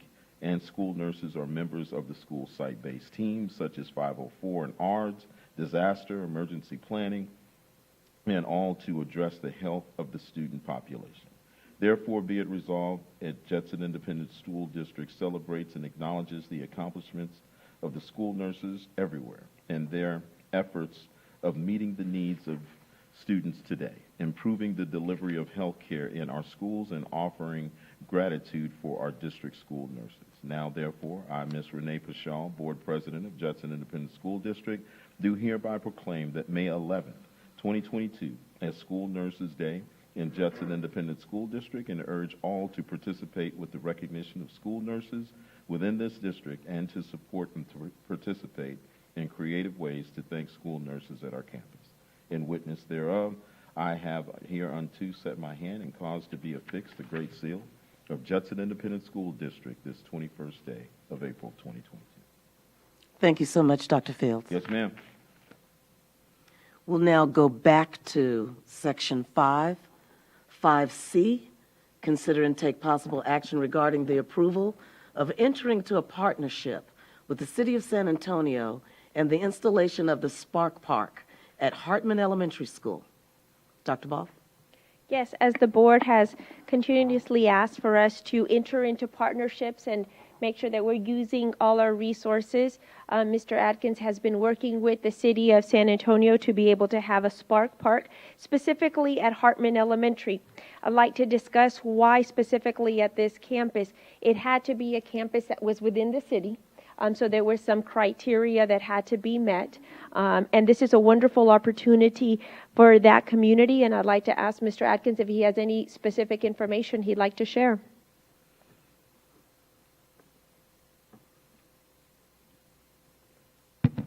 So this is a program that started around 2012 with the city. And there's about 6 or 7 of them around the separate districts right now. They'll provide $50,000 up front. The Santikos Foundation will provide $12,000 to purchase the gate that will go on it. And then we would be working on the design and then coming back to the board with the cost for installing the park. And where will it be located at? What area? I don't know if you've been to Hartman, but they have a huge On the backfield or? that big field on the side. Okay. It really needs to have access to the street. Okay, and that's where the gate would be, right there, and? Yes, ma'am. And so the way it works is it's closed to the public during the school day. Then after the school day, we open the gate and it's open till dark. Then we'll close the gate. And then on the weekends and holidays, it's open from daylight to dark. And who would be responsible for the cleaning up of the grounds? It will be ours.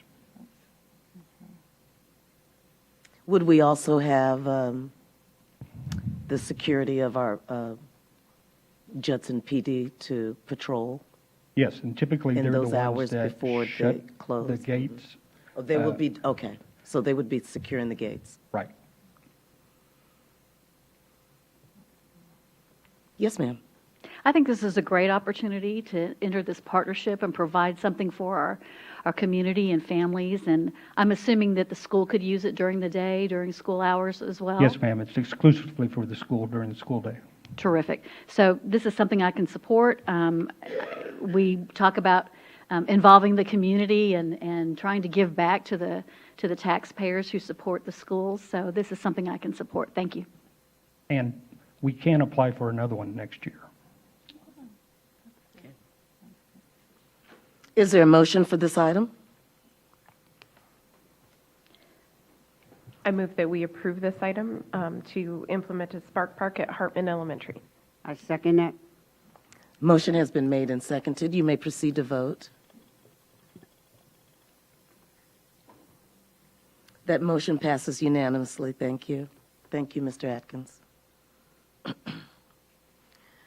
Item 5D, we will take care of in closed session, so we will move on to item 6, discussion items and reports. Superintendent's reports will be blended learning, redesign, information on the processes for purchasing, child nutrition, and stay survey. Dr. Ball? Yes, ma'am. We'll start with Ms. Ceci Davis. She will give some information in regards to our blended learning redesign. And everybody should have the handout. And it looks like this. There were some changes that we recently got from TEA. So this is a little bit different than what you have received previous to this, but they're good and positive changes that Ms. Davis will address.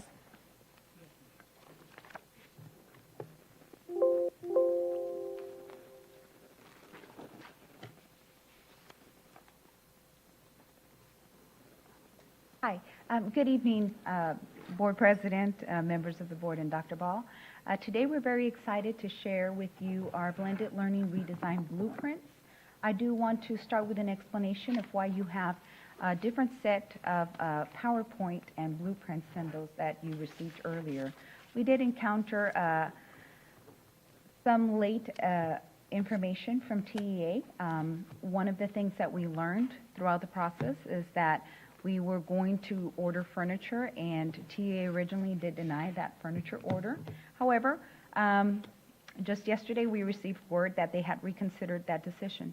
That decision was made, I attached at the end of the second blueprint an email with a full explanation and evidence where we were told that we could order and up to the amount that we could order yearly. And what had happened is our technical advisor had provided us wrong information, wrong program guidelines, but we were able to provide them with the correct guidelines. And now, given that information, TA couldn't deny that approval. So that's a win. And also, at the end of the day, the TA organization did share with us that they do want to support our district and want to ensure that what we're doing through SGS, which is the System of Great Schools, is definitely be able to provide our schools that have been historically in need what they need. And what they need has come about through a year-long process of this blueprint. So even though we are still in a working progress to finalize the blueprint, because the final blueprint isn't due to TA until May 16th, our board meeting doesn't occur in May until after that. So we're bringing to you a draft of the blueprint, but I will say they're quite final. You might see some typos. We still have about a month to go through them with a fine-tooth comb. But what you see here is a culmination of a year's worth of work. We started in October with our technical advisors, which are Transcend.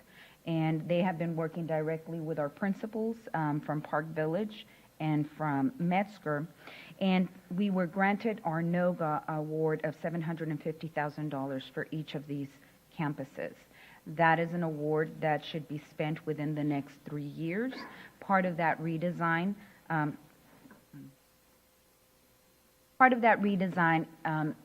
must include 5 components. For any blended learning redesign campus, there's 5 tenets that must be included in the blueprints. And so even though you might have blueprints that are about 100 pages, the presentation is just going to sum it up with more pictures and less print. And so there's 5 tenets that are included in a blended learning redesign. Number 1, we must implement the blended learning instructional model. Number 2, we must implement high-quality instructional materials that will be referred to as HQIM. We must implement high-dosage tutoring, a social-emotional well-being component in SEL within the school time, as well as extended learning.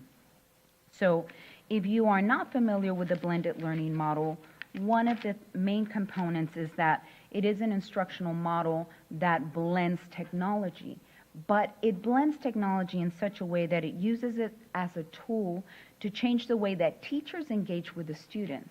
Because by allowing technology, computer adaptive software, to individualize instruction for our students, it allows the teachers to be able to spend more time in small group instruction. Because one of the things that we do know, and clearly that this board recognizes, is that a teacher is the best program for students, right?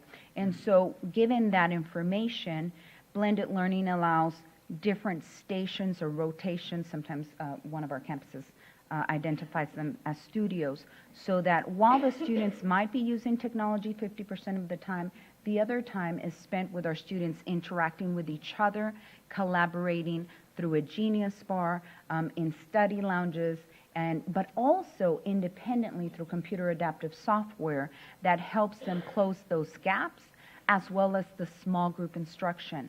But all of this still takes place with whole group instruction. And so that our redesign includes whole group instruction plus the independent studios on a daily basis. So that's what we're gearing towards for this next school year. And so these are the 5 components. I will say that during the planning year, we have focused on training for blended learning and what that would look like to a T. And next school year, our focus is going to be the implementation of high-quality instructional materials as well as an SEL component for our campuses. I'm going to share with you a little bit about what high-quality instructional materials are, or HQIM. TA has defined a certain curricula and certain resources as HQIM resources that for any grants that they have identified, they want campuses to use these resources. With that being said, there is a pilot program called CRIMSY.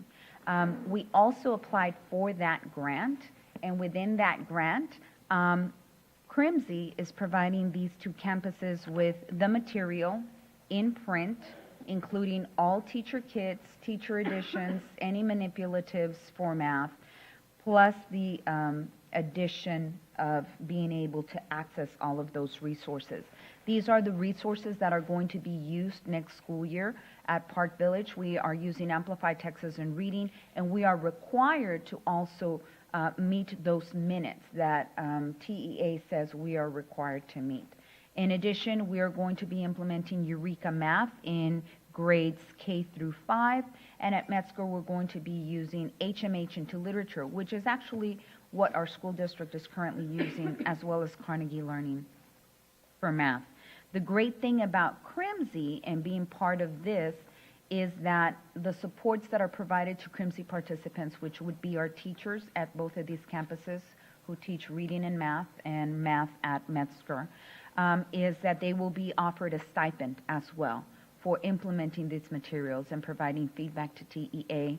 They're going to have access to the print materials for the full year, and of course some of those print materials will stay throughout, and continued use of any manipulatives, but also continued planning, professional development, and implementation supports throughout the school year.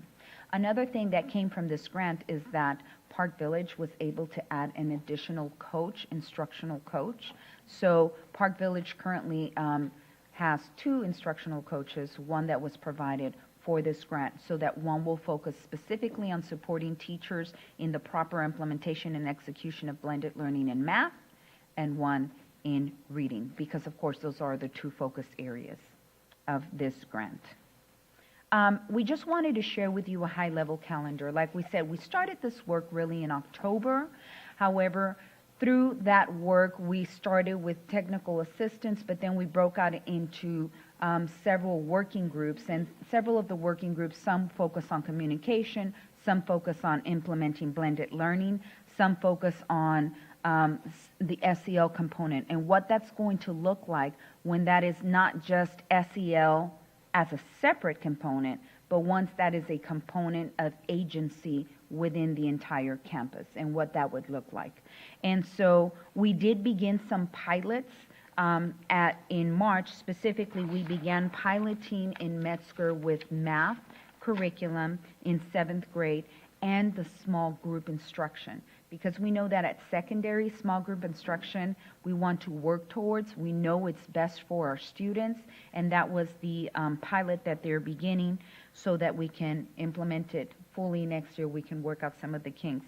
And then at Park Village, we are piloting. Our 2nd grade teachers decided to pilot both curriculums, math and reading, and they are also exploring the SEL component. The great thing is that both of these campuses also are part of restorative justice campuses, so they're not going to reinvent the wheel, but what they're going to do is they're going to take that learning and they're going to enhance it so that this becomes part of student behavior, teacher behavior, and even parent behavior when they visit the campuses.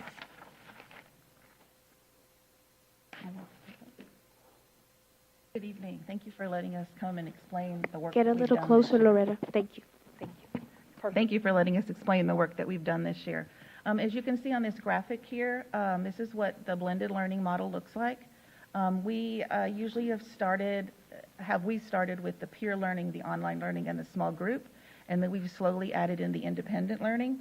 And there are really 3 modalities to blended learning. The first one is the station, where every student goes to every station every day. And then we move into the individual station, which is a fixed schedule, sort of like you would see in elementary school. And then what we're trying to get to is a flex schedule, to where the students choose where they go to, and they choose what small group they go to, depending on what the teacher is teaching for that day, if that's what they need. And so that's what we're kind of moving towards as we're moving towards our blended learning model. But the piece that is always present every day is the small group instruction. So at Metzger Middle School, I don't know if you remember when we spoke last, we talked a lot about the surveys that we did and the interviews that we did with people. Well, this is what came out of all of that. These are our graduate aims, which is what we want for our students to become and to have when they leave us. And then our design principles are what is true at Metzger Middle School always. How we make our decisions, how we choose to spend the money, that's the design principles. So if you'll notice, and this came out very surprising to us. If you notice the first few boxes, integrity and whole child focus, that's integrity is the students learning about themselves, the whole child focus. So that's our sixth graders moving into us. And as you notice on the end, when they leave us with citizenship and connection to community, that's them being prepared to move on to the high school. And the 4 blocks within the middle is a lot to do with blended learning and a lot to do with our SEL pieces. So just the way it came out through our interviews and through our surveys, it just made a perfect picture of what we want our middle school children to look like and to be when they leave us.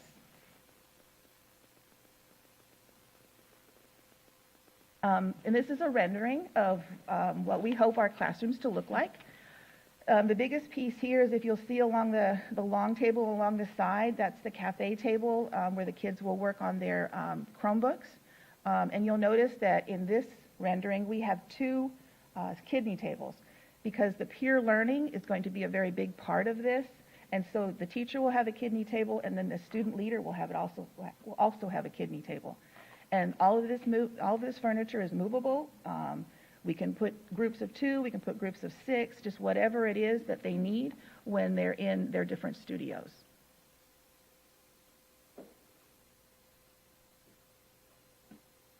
All right. Thank you again for having us. And just as Ms. Davis was saying, the same thing is true for Park Village. So when we looked at our graduate aims, this was student input, this was community, these were our parents telling us what they want to see. And it's really started with looking at what do we want for our students at Park Village and what do we want them to prepare for as they transition into the middle school. It begins with a lot of setting high expectations, but it's really student-centered where we're looking at students being responsible for their own learning, taking that ownership to it and the critical thinking piece to it and building on that. You can see through our design principles that this is what's going to guide us through our blended learning journey, setting those high expectations, and like I said, the students just really taking ownership to that learning. An important piece of this, as Ms. Davison was saying, is the social emotional learning part of it. And I'd like to talk a little bit about what that looks like. So the social emotional well-being is very essential to our blended learning redesign at both campuses. And each day we will start with start our days with a strong start. And that is just basically the routine that they will get used to every morning. And we will start with a greeting at the door. This is where the teacher is at the door, greeting the students, just welcoming them in with a happy smile, helping the students to feel welcomed and being a part of that. It really will set their day and the success for their day. That will then transition into the breakfast in the classroom, which we know across the district every campus is doing. So this is a perfect fit. It's not a whole lot changes, but it's really instilling some things that we're already doing and enhancing them. So breakfast in the classroom will continue, but this is an opportunity where now teachers are really going to interact with the students and have those dialogues, those conversations, allow for students to have conversations and make connections with each other before the learning begins for the day. Being that, and just like Ms. Davis had said, being that Park Village and Metzger are both restorative justice campuses, it's just an opportunity to enhance things that we were already doing. The third part of this is the community circles. And community circles will include 1 to 2 social emotional well-being strategies or activities, if you will.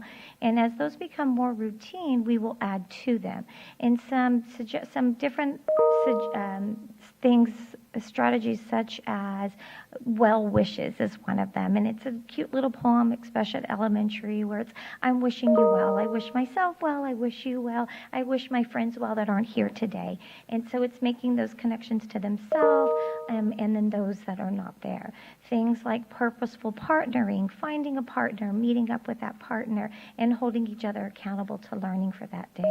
Those are just some examples of some social emotional learning strategies that will be a part of these community circles. The great thing about middle school and at Metzger is that we know, is that on? With the LOAD program and the student leadership, this is a great opportunity where they will be working at the secondary level with students becoming student leaders and then eventually leading those community circles themselves. So that's exciting to see that happening at the middle school. And so these are all of the three pieces that I talked about. They will be part of our expectations for our daily start. So we're calling those our strong start. It also could be breathing techniques, just a variety of things. What we are working on now is putting together a handbook that will just provide different opportunities and strategies for teachers to pull from and build on. And this is a picture rendering of a classroom, a blended learning classroom at Park Village Elementary. Again, you can see that it will lead itself to those stations, those small group instruction, as well as peer learning, the independent learning. We also will have the coastline on the side where students will be working independently on their Chromebooks for their online curriculum. It provides soft seating, so you will see some cushions in there, the lower seating. Just a variety of options of student preference. The table in the middle is actually very low to the floor and has some small little cushion seating. So if that student is not feeling like sitting in that chair today, it's going to give them that a variety of options to way to be comfortable as they're learning that day. So that's just kind of a variety of things that we are looking at there. And students and teachers were part of putting together this rendering. And they're so excited to be a part of this new learning environment. And it's going to be, they're excited to be a part of it. And they gave an input on what they would want to see in a blended learning classroom.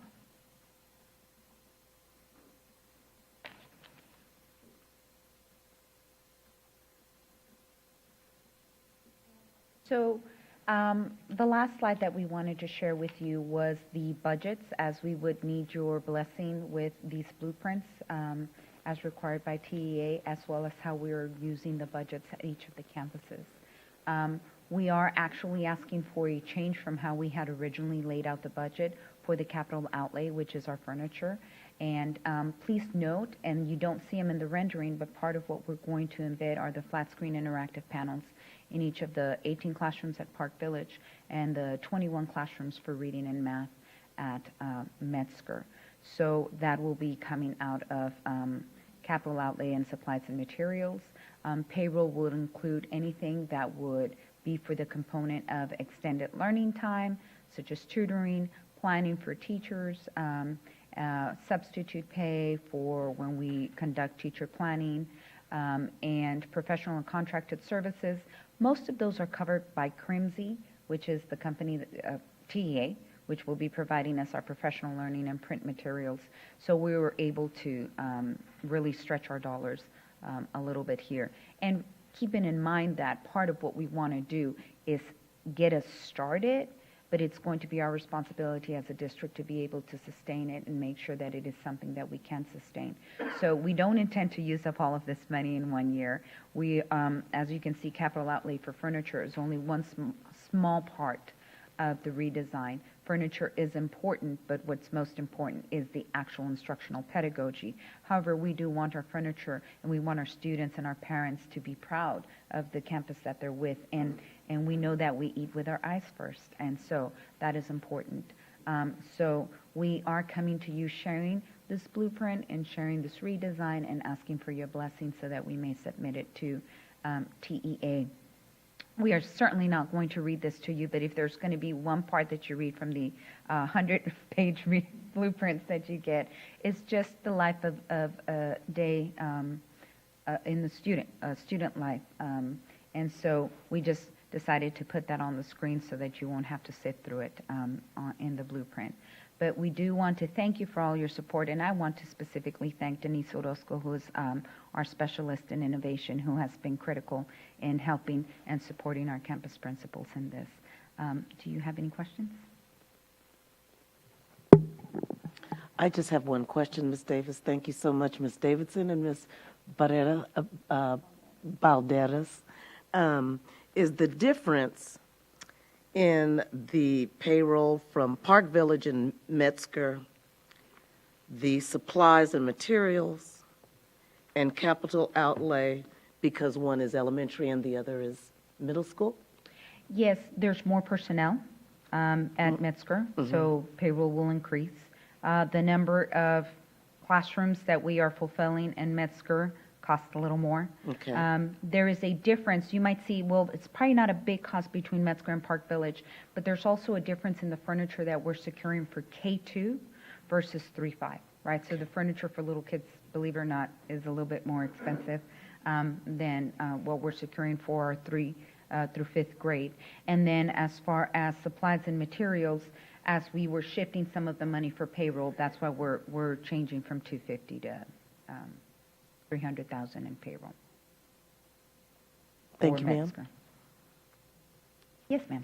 Now, the furniture that's here, is this the furniture that they're going to contribute part of the money for, or this is the total cost or not? This is the total cost that TEA approved.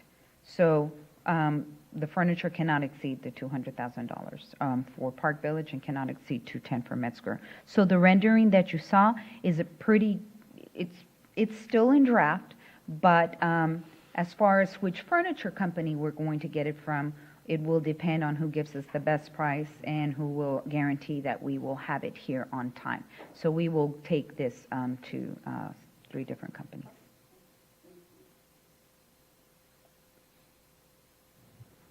Thank you. I think this was a very thorough presentation, and I feel well informed about like what will happen.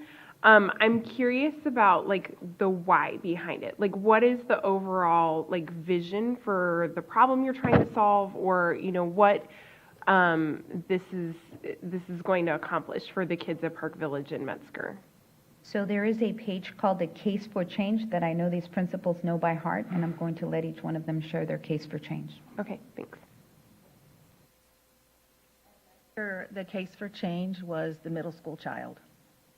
The more times we talked about the child, the more times we had discussions with parents and students and teachers, it was that middle school child. They come into us as 6th graders, barely out of elementary school, and when they leave us, they need to be ready to go to high school. And so we just feel that we have just an important part of their lives, those 3 years, to prepare them for who they are and who they need to be. And so I think that's always came through in every discussion that we ever had, was making sure that we took care of that middle school child. And how does blended learning address that specifically?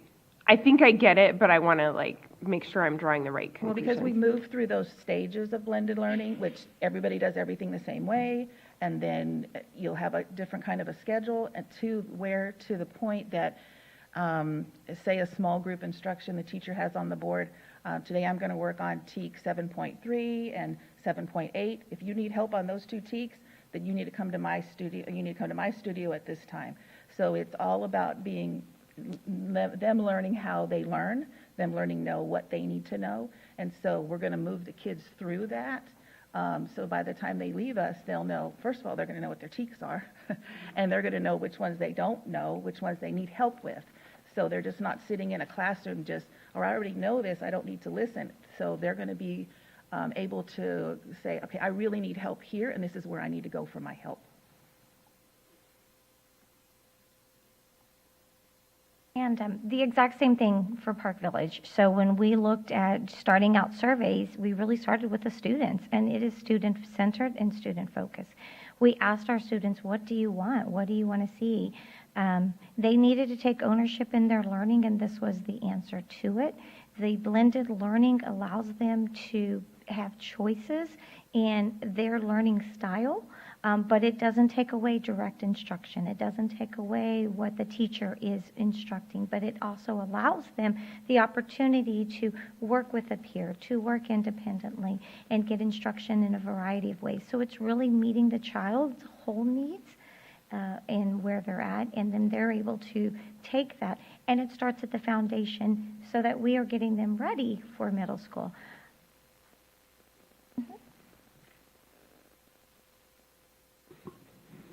I'm going to say something. I'm sorry, Mr. go ahead. Go right ahead, Mr. Diaz. I'll go after No, you. I think No, I had my hand up.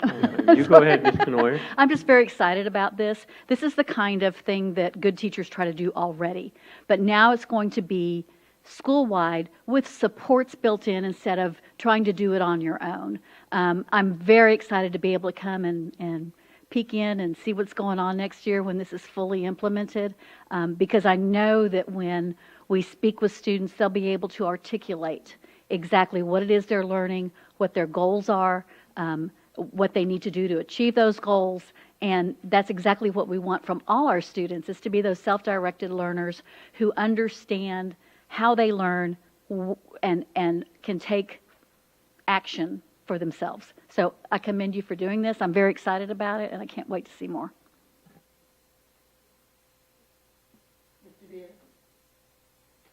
So there's a request for, if I press that, is that helpful? The request to speak button? Oh, okay. I'm going to say something back to y'all and tell me if I'm right. So the blended learning model isn't really like a tech-heavy model. It's more so a tactical pathway to get to individualized learning. It is, I would say, 50-50. But yes, it is so that the student can become self-directed. And so we're using technology, but that technology is used to change the way teachers interact with students. Right now, the truth of the matter is that it is very hard for a teacher sometimes to step away because they, in their heart, they want to help the student from that direct teaching. The great thing about blended learning, as you saw in the previous rendering, and I'm going to see if I can find it really, really fast, that whole group instruction is still essential to great learning. It's still essential. That direct teach, when done well, is highly effective. But then it also allows for the teacher to pull back and then be in small group instruction that will be based on, number one, data that is given by the computer adaptive program that will be used for reading and math. When the students are sitting at their coastline, they're on that computer adaptive software that spits out data for the teacher that tells them where they're low performing. And then that teacher is able to take that instruction, call groups, and be able to change groupings. So the grouping is not necessarily set. A good small group instruction changes groupings based on the skill and where the students are low. So yes, yes, and yes. Okay. So like if we were like simplistically looking at student personas, this isn't necessarily the students that answer your questionnaires and were part of your input process, they weren't necessarily asking for like coding. They were asking more so for individualized learning pathways. The technology allows you to have the flexibility of identifying deficiencies, celebrating pre-existing knowledge. That way you create a more streamlined academic experience. Is that fair? Yes, and most of the questions had to do with like, how do you learn best? What do you like when a teacher presents material? Do you like when she stands up in front of the group and just tells you, or do you like to read it in a book and just answer the questions in the back of the book? It was questions like that. So that's how we kind of gained the knowledge of how these middle school kids want to learn, and a lot of it was movement. I mean, that came through a lot, was the kids, I want to get up and move. And in fact, we're doing 2 mini pilots right now in 7th grade math and 6th grade English, that they are doing the blended learning model every day. And the small group instruction was our mini pilot. And someone asked about how we put blended learning with SEL. And the teachers are putting kids together in groups and also mentoring. So we're building in the SEL piece while they're having their small groups and building up that confidence in the kids. And so that's how we're also building the SEL piece into the blended learning model. But a lot of the questions, I go back, a lot of the questions were just down asking the kids, how do you learn? How do you best want to learn? And what do you want to know by the time you leave here? And so that was a lot of the questions. Like, a lot of them was like, how do I get along with people? And how do I make new friends? And, how do I get into a group, into a club, and be part of how do I take a leadership position? So those were all the kind of questions that were asked, and we got this information from. I have a dad question, because I'm like the perfect consumer for you because I have young children. So I love the strong start morning routine. But if I were a dad, which I am actually, as a dad, as I look at it, I ask myself, like, well, isn't that a best practice that should be standard across the district? Is it? And if it is, why is it specifically called out in your model? Absolutely. Yes, it should be. I cannot speak that it is happening in every campus or every classroom, but it is important. And we know even more so now, right, in the times that our kids are going through, that social emotional well-being is essential. I know our district is working at putting things in like class catalysts we have. There's also mindful practices. So as a district, that is a concern, and it is being addressed there. Specifically at our two campuses with the blended learning model, it is one of the 5 components that's a requirement. So that's why we, when we were speaking about it, it's not a complete change. It is making it an expectation, and it's also ensuring, it's providing a variety of different strategies for teachers to use. It's tweaking it. It's for my campus just a little bit. For the secondary campus, it's bringing in that LOAT program, having those student leaders. So it's really meshing with what the district is instilling, but also with what the blended learning redesign is requiring. So you're absolutely right. It is. We know that as a district it's an essential need. We know at our two campuses with this model, this redesign, it's a requirement. So I'll shift my question to Dr. Ball. From a system standpoint, I guess, what is your direction to schools? And maybe naively, I'm thinking more so for elementary, which might, I don't know how, I'm sure there's a way to engage middle school and high schoolers in a different yet equally as effective way, but like, how do you look at it system-wide? So I think that one of the things that we're learning a lot from this process and learning these best practices to then cascade them down to the other campuses and make them district-wide initiatives. Do you have a firm measurement and then execution plan, or the framework for something like that? Like if we came back in a year and I said, hey, how did that work out? Would you have an implementation plan for that? Not at this time, but we're going to be collecting. Our office would develop that for you. Go ahead. Our office would be developing that. Okay. Part of this strategy for SGS is definitely to be able to, which is why they give such amounts to campuses, is to build a model campus. We want the district to be able to look at these specific strategies. We know the word SEL is a word that is commonly used. We know that it is a need. But specifically, what are the multiple strategies that can be used in SEL? When we looked at Strong Start, it specifically defines it. And then it allows the campus principal, together with the teachers that are part of the SEL group, to decide, you know what, this first 3 weeks, we want to start with these 3 strategies and make them routine and make everybody feel comfortable with them. Once we have these 3 routines down, greeting everyone at the door, greeting the parents that come in, stopping wherever you're at, recognizing a stranger, being able to say, how can I help you? Where are you going? For a student to get up and greet any visitor to the classroom. Once we've established those 3, then we can start adding more. So it's not that SEL is not in place, but it is very strategic. It is very purposeful as to which strategies are selected and then which are going to be added as we move along. And then to be able to come back and say which ones worked and which ones didn't. So that's the idea behind this, is that it is a model campus then, so that the district can take those strategies, be able to train, use some of these teachers and coaches to train others across the district and invite people to come in. Will the approach be language agnostic? Like, how do you stack? What did we say yesterday? Emergent. What's the proper term? Emergent bilinguals into this. So This campus is not a bilingual campus, but the strategy for SELs would be perfect in any campus. So you can take these same strategies and apply them to a campus who is dual language, Spanish immersion, ESL campus. I will say that Metzger does have a high number of ESL students, so absolutely the strategies would be agnostic of a specific bilingual program. Okay. And I may have missed this. Who's Transcend? Transcend is our technical assistance provider. They are the only provider that TEA assigns for any campuses that are undergoing a blended learning redesign. However, they have opened an RFP, and there will be additional providers as well. So the consulting fees that we're going to potentially allocate, do they go to them or to TEA? So actually, this consultant fee has already been skimmed off.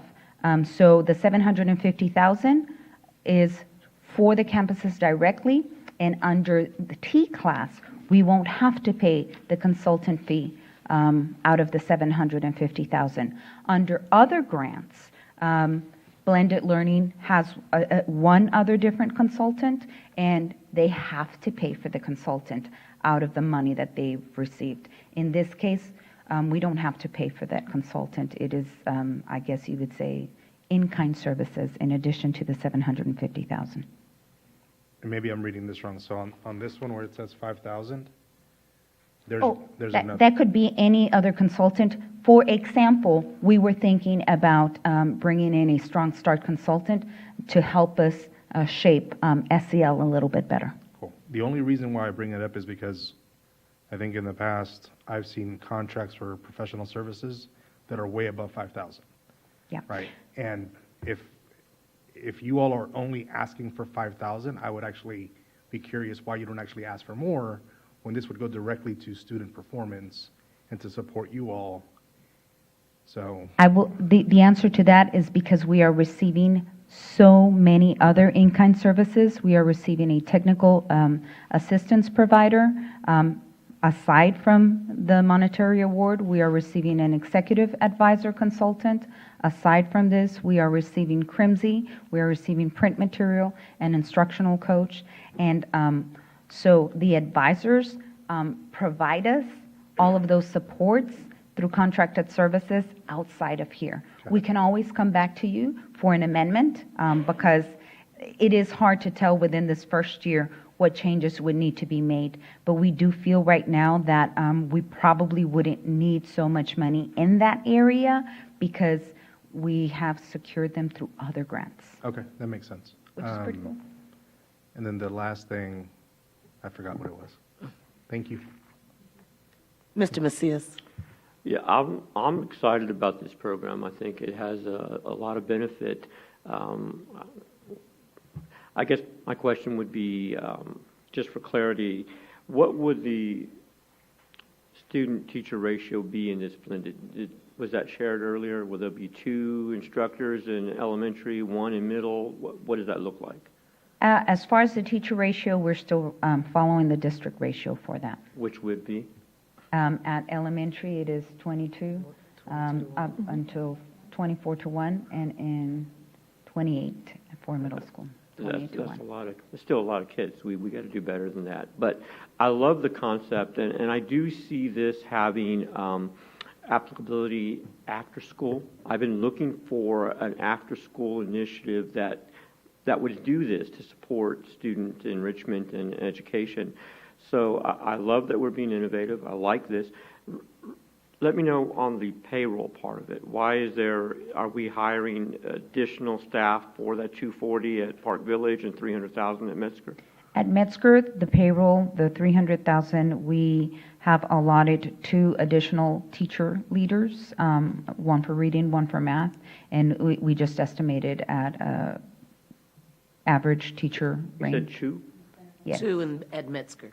Yes, so 2, 1 reading, 1 math. That should come way lower than 300,000, I would imagine. That's Including just for the benefits. teacher leader. Now we're talking about payroll for planning, substitute pay when teachers are pulled for planning, for teachers coming and supporting students, let's say 1 Saturday a month per teacher. If they choose to come for 4 hours, that was calculated in there as well. So it's not just for payroll, it is for supplemental pay as well. So what is the salary for this position? I'm not just asking.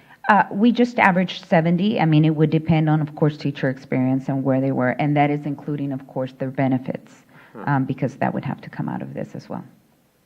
Okay, and 70 because you would expect them to be well experienced? We would love to get a well-experienced teacher, yes, sir. But 70 is also what we calculate with the benefits and everything. So 70 is really a very low number, when we estimate their benefits and everything. Well, and obviously I want this program to work. So the first thing we need to look at is what the cost for payroll would look like if we want to multiply this at every campus. Then it becomes an issue of expenditures. We're using grant money for this right now. Later on, we'll have to find regular dollars from our budget. So, and then identifying, is it the entire class that's going to be doing a blended learning, or are we, okay, so it's a whole class. Yes, sir. And I would say at Park Village, even at Metzger, that there is enormous need for addressing social emotional issues on campuses. One teacher still with the entire class, that's presented challenges today. So with this blended learning, tell me why it will work better to address social emotional as to what we're doing today. So the answer to that is that and just like Ms. Davison had said, it's the social emotional piece throughout the learning. That's embedded in the day. The connections that the teacher is making with the students, the small group instruction, the students allowed to learn from each other through that peer learn station or studio at the middle school level. So it's really allowing students to make those connections. The SEL piece of it, for example, one of the strategies could be purposeful partnering. So that student is partnering with another student throughout the day and holding each other accountable to the learning. Students are also setting individual goals for themselves, holding each other accountable for that. So it's a lot of self-directed learning and instruction.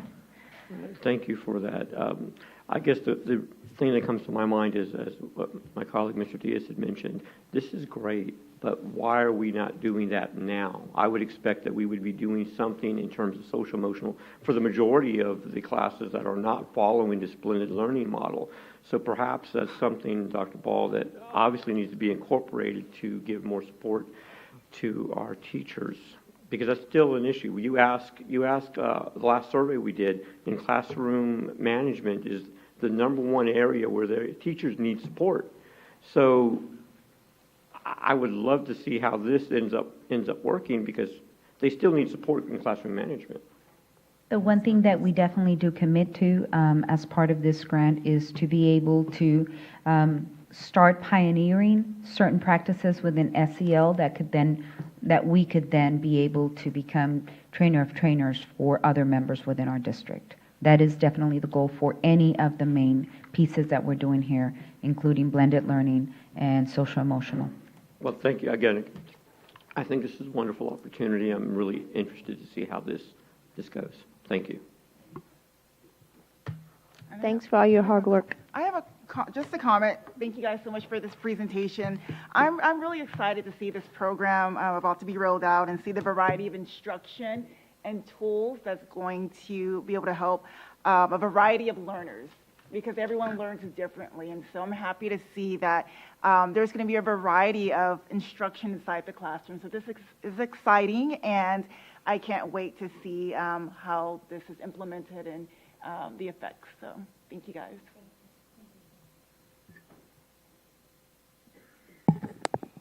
Thank you so much. We'll now move on to item 6.2A2, information on processes for purchasing. I know that at the previous board meeting, there were some questions in regards to specifics about our purchasing processes. So we've asked Mr. McQuaid to share some information with the board.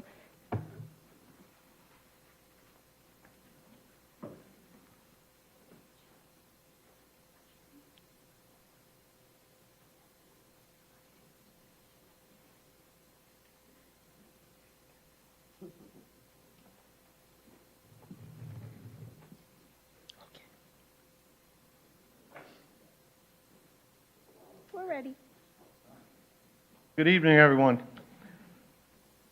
Good evening. When I was asked to put together some slides about purchasing, I was also told that I had 5 or 6 minutes. That's like asking me to tell you about my granddaughter in 5 or 6 minutes. I can't do that. I'm going to tell you stories. I'm going to whip out pictures and, you know, how you do with your friends and everything else. But I came up with a few things that I really wanted to highlight on the purchasing department, give you a little bit of background and then how we do some bidding and some definitions on a few things. One, the purchasing function encompasses purchasing the mail room and the warehouse. There are a total of 8 of us.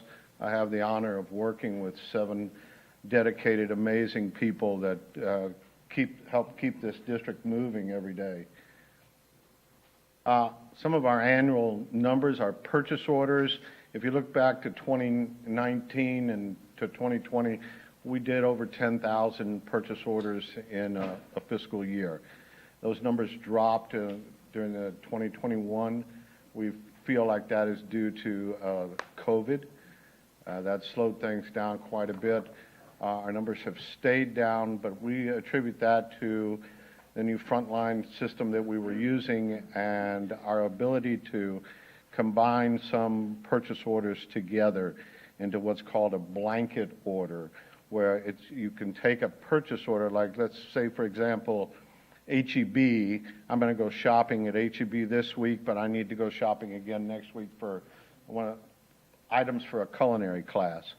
So I put together a purchase order for, say, $500, and then this week I go and I spend $250, and next week I go and spend $250.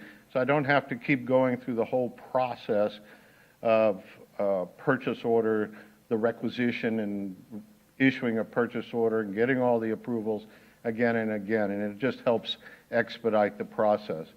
Our consulting agreements, you can look, and the same thing has happened with consulting agreements where we went down in 2020 to 2021 because of COVID. We didn't bring a lot of people in to come in and do any consulting work of any type. And when I say consultants, it could be anywhere from anyone who's coming in to teach some kind of course or some kind of professional development. It could be someone coming in to assist the band with a new program or help our drumming section get crisper or something. So our numbers have come up a little bit this year. Some of our procurement methods, we talk about how we go out and we bid everything. So I wanted to go through some of our procurement methods. A spot purchase, that is a purchase where I can basically pick up the phone and I can call one vendor, I can get a quote for anything less than $10,000. And we can move that purchase through very quickly by issuing a purchase order. Now, we do encourage people very strongly to go out and get competitive quotes because we want you to be good stewards of our money. And we're obligated by law to be good stewards of our money. So we continue to push that. Informal quotes, that's between $10,000 and $50,000 where we contact 3 vendors and we attempt to get competitive quotes via telephone or an email or something like that before we issue a purchase order. We do a lot of RFPs. You see them coming in here, coming through you to get approval. These are items, products or services that are over $50,000, and these are formal bids that are issued out. They are published in a paper. They're posted on our website. We use public purchase as our forum to issue these RFPs out across the nation so we can get the best pricing and best services as possible. RFQs are request for qualifications. That's a special category. That's a category where we're not going out and asking you to give us a proposal for how much. We're asking you to tell us how you're qualified. And you all have seen this when we've come through here with engineers and architects. There are just a limited number of categories where we use RFQs. They're used for doctors and nurses and accountants, architectural landscaping. There's about 8 or 9 different categories that really specialize in that area. Request for competitive sealed proposals, that is by law, Section 2264 of the Texas,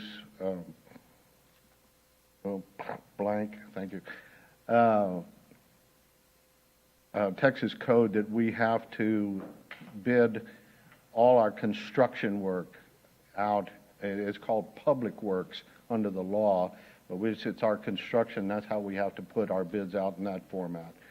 Co-ops, we've talked a lot about co-ops in here, Region 20, buy board, different things like that. We're going to go on to that a little bit more in the next slide.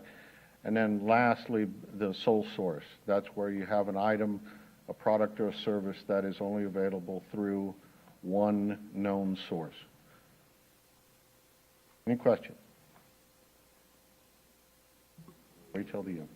Yeah, I always have a lot of questions. This is very informative, and you're right. How the heck can we talk about this in 5 to 6 minutes? But just some comments since you're at this point of the screen.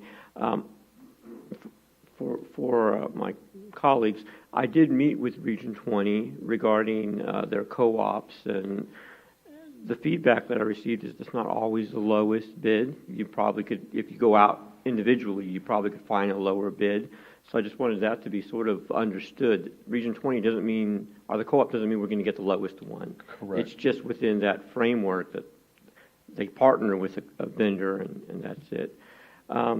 Sole source, I don't know if we're using that term, just throwing it out everywhere, because when we had the meeting last month with ARD, it was labeled a sole source for the services they were going to provide. But as we discussed here, it wasn't truly a sole source, because anyone else could have surveyed our community and received feedback. So those were sort of the questions I had regarding those two things, about are we getting the lowest bid always, and how are we classifying them as a sole source, and how would they get by if they truly were not? So those are things to think about. You don't have to answer those questions right now, but yeah, that is something that, as I'm looking at procurement processes, that has to be more sound, so the board's not getting a sole source designation when it's truly not a sole source. Sole sources are rare. Sole sources can be defined to a particular situation. There's also a different category called single source. And a single source is, a sole source is just one, okay? Single source is where you may have more than one, but you tie it to a particular vendor for particular reasons. Say if I had a fleet of Ford vehicles, I mean, there's other sources out there that I may be able to get some Ford parts, but if I want originally manufactured Ford parts, I may have to go to that single source and go to a Ford dealer. Now, there's different Ford dealers also, which knocks it out. I mean, I could keep going, but I'm already down to maybe 10 seconds left here. So, Mr. anyway. Quaid, I will just say that this is about tax dollars and accountability. The reason I haven't pushed it further is because it doesn't do too much directly for student achievement, which is why we're here, for student success.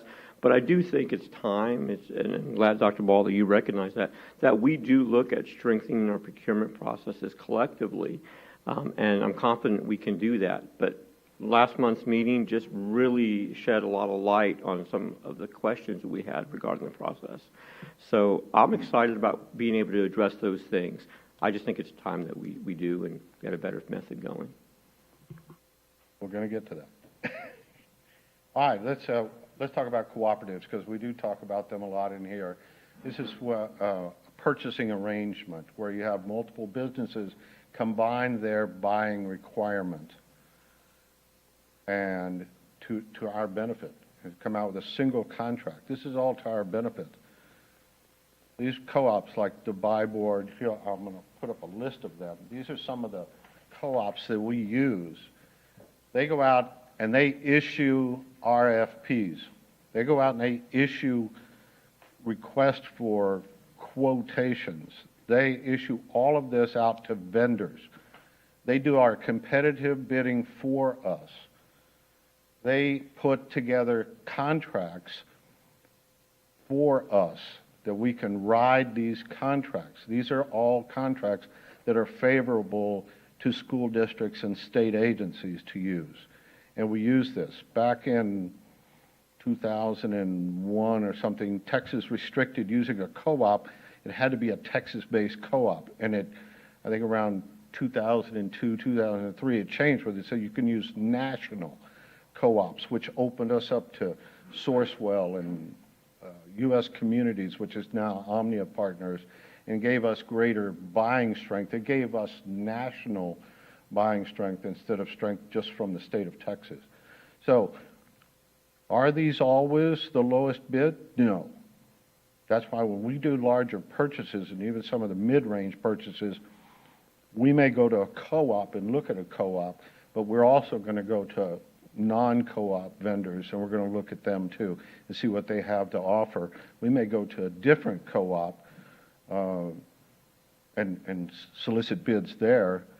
We may, like under the Buy Board, they have a lot of different vendors listed so that we can go and we can, just within the Buy Board, we can go through several different vendors and try and get the best price and the best value for the district. But these are some. And then down at the very bottom, the CTPA, Texas Purchasing Alliance, that's an alliance of about 130 school districts here in the state of Texas that we are a member of. It's based out of Round Rock, and we all use our buying power collectively to help each other. And we ride each other's contracts. We put provisions in our bids. They put provisions in their bids to help ride, and that gives us a tremendous amount of buying power across the state of Texas. We also share a lot of information and bids with Northeast School District and SAISD, and just back and forth. We're always working together with other districts to try and to do things collectively and strengthen our buying power. Now, this is where I want to talk to you about the future. Mr. Macias, you talk about strengthening up some of our processes and everything. We're working very diligently on that. In June, we're going to come to you, to all of you, with a request to approve some annual purchases, like office supplies. We spend a lot of money annually on office supplies. Paper alone is, we've talked about this, is blowing us out of the building. So we're trying to, we want to come to you and say, look, we're gonna spend X amount of dollars during the school year on school supply or office supplies or maintenance repair parts or transportation parts. And we might come to you and say, office supplies, we're going to spend $1.5 million. It's just a ballpark figure. So we want to keep you better informed is what we're spending in these categories over the period of a fiscal year. We're changing our practices in that way. These are, since I've been here and before, these are types of purchases that are just made throughout the year, and we've never seen them collectively run through the board. So we want to give you more information and have transportation put together, some estimates on what they're going to be spending on repair parts and technology and maintenance, everyone. And take a look at what we're buying. We buy truckloads of paper. When we bring in a truckload of paper, we're talking about, right now, about $32,000 for a truckload. And we go through almost a truckload a month. So, pardon me? Yeah, I'm waiting for paperless to happen too. In the meantime, all the trees out there are waiting also. But, so yes, we are looking at deeper into our practices, deeper into our processes, and to make improvements wherever we can. And we want to come to you and say, this is what we're doing, and we need your help with these improvements. We need your help to approve some of the things that we're going to be doing. We'll take suggestions too. That's all I have. That's my 5 minutes. I do have some pictures of my granddaughter if you would like to see them. But yeah, do you have any questions, please? Mr. Requade, are like the complexity of procurement, are we bound to Edgar, Local Government Code 225, Chapter 44 of Education Code, or State Government Code? Or they have all overlap? They all overlap. We use Texas Education Code, we use Government Code, we use Local Government Code, we use Universal Commercial Code, all the different government codes like 2254, 2264, the list goes on. They all overlap. How do you and avoid... then you have Edgar guidelines for federal money and everything, so that just depending on what you're spending and how you're spending it, and yeah. How do you avoid sequential purchasing? Pardon me? How do you avoid sequential purchasing? And I say you, how does a municipality avoid sequential purchasing? You mean like people just buying repetitive things over and over? Mm-hmm. Right now, we watch our system. We watch I see every line item that comes through. That is one of the biggest violations that you can commit, is sequential purchasing, splitting up a purchase to avoid the bidding processes. And that's one of the biggest violations. We look at our vendors as they come through. Like I said, I see every line item. I can tell you that between Monday and Tuesday of this week, I reviewed over 1,000 line items of purchases. We're going to have to get better in our system reporting to be able to pull these reports out of our new system, Skyward, to be able to see exactly what is being purchased and the timelines. I'm hoping we can find something like that. Why are timelines important? Pardon me? Why are timelines important? The timelines? Like purchasing timelines. Is there a required amount of time between purchases to avoid the sequential purchasing? No. It's because I could, if I break it up purposely to avoid a bidding process, then that's a problem. But I might today order 10,000 widgets for an event I'm having. And then, oh my gosh, the event has gotten, all of a sudden overnight, it blew up, and I need 10,000 more. So I've got to come back the next day and order 10,000 more. We did not split that up. You know, there just was a realization that we didn't order enough. So we have to kind of, it's just kind of an awareness of what's going on, and we have to, you know, stay on top of these purchases and make sure that's not happening. But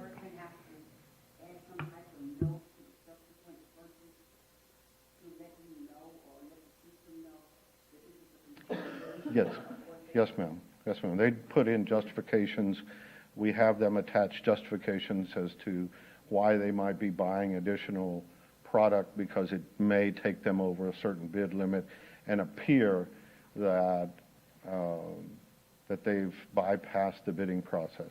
I myself pick up the phone frequently and call and say, hey, this doesn't pass the smell test. So I need you to talk to me about what's happening and what are you doing and how can we help you and how can we do it, make sure we're doing it right. And that's a big key, right? And doing it legally. What is that limit, though, that they can purchase before you be alerted that they're doing that? They're ordering this month, they order $10,000 worth, and then next month they order $10,000. It could be a small limit. I mean, there's no limit. I mean, it could be $1,000. I can see it that, you know, you're splitting up something here, especially if you see it around that $10,000 limit, and it's right at $10,000, and then a few days later they put something else in there. That to me says you split it, and say they ordered $5,000 more. That to me tells me you split it so that you didn't have to go get competitive quotes. So that I'm going to call you on the carpet and ask you why. I just have two more points to make, brief points. One, do our campuses follow a procurement process? Yes. They do? Yes, sir. So they would have to go to a competitive bid and all those other things? Yes, sir. And, yes, sir. And they attach those to their requisitions when they send them in. Okay, and even for something as minute as photography, they would have to go through some sort of process? Depending on the dollar amount, yes, sir. Okay. Yeah. I guess what I'm trying to say is I would like to know with confidence that since we have your expertise in procurement, that our campuses are following some sort of regulation to ensure that they are getting the lowest bid and that they're also not, you know, hiring their friends. Mm-hmm. They're really hiring the best quality vendor for the services that are being provided. So that's the safeguard I'm looking for, even at that lowest level at each campus. And you're saying that that is already a process that's occurring? We go out, we train the folks at the campuses. I go to every one of the secretaries' meetings. We had one today to talk to them. We go out and we train the secretaries or the bookkeepers or both at each of the campuses on how to use like frontline purchasing system. We keep them up to date on every change. We send out notifications. Let me give you an example. Yesterday, I had a school that wanted to order 100 cases of paper from the warehouse. That's one case has 5,000 sheets of paper. And I called the print, and we sent them 20. And because we're kind of semi-rationing paper right now, but if we're not letting anybody run out. But we don't want anybody hoarding. But I called the principal and I said, sir, do you really need 100 cases of paper right now? And he's like, oh my God, no. I said, I'm just looking out for your budget because you're talking $35 a case. And you really need it, and school's going to be out in 30 days. Are you going to use 500,000 sheets of paper between now and then? I mean, so we keep an eye on those things and he said, you know what? We don't need that much. So we sent him the 20. I said, if you need more before the end of the school year, call us, we'll get you more. I mean, we're not going to leave you high and dry. But I don't think you need to spend that money, and we try and help them keep an eye on their budgets too. Well, thank you, Mr. McQuaid. My last thing that I was going to mention were two. One, I would like to see the creation of utilizing local vendors, local businesses within Bexar County. Obviously, not to give them priority if they're way over in their bidding, but to give some sort of allocation on the point scale for local business. I'd like to keep tax dollars within our district and within our county. And so when I see business being done with businesses in Dallas or Houston, I'm thinking, couldn't we have acquired someone locally to benefit from our partnership and collaboration? So I don't know if that's part of the current procurement umbrella, but I would certainly like to see that in the future. Well, we do that in some respects in that when we advertise some of our bids, some of them are advertised nationally. Some of them, if we're looking for someone more local, we can narrow that down to a certain radius, like say within 150 miles. Like architects, we don't want architects from Oklahoma or Florida or somewhere there, so we want somebody within the area, or engineers, so we narrow it down in that respect. Tonight, y'all approved RFP 2109, the addition of, for general and instructional supplies, the addition of a bunch of vendors. We have now 142 vendors alone just on that one RFP. 5% of them are local. San Antonio, Live Oak, Converse, but we also go out and we try and solicit them, like Katie Logo. We've been out there to shop and said, here, we need you as a vendor. We go out and we solicit these vendors that way. So yes, we are trying to reach more of our local vendors. I appreciate that. And naturally, in anything that we do, if it's not part of a protocol, once you leave, when you decide I'm finished with Judson, I would then have to hope the new procurement person would do that, or the superintendent. So unless we put it as a policy, there's no guarantee that there will be a continuance of it. And I certainly don't want to be here 5 years, 10 years from now saying, why aren't we buying local?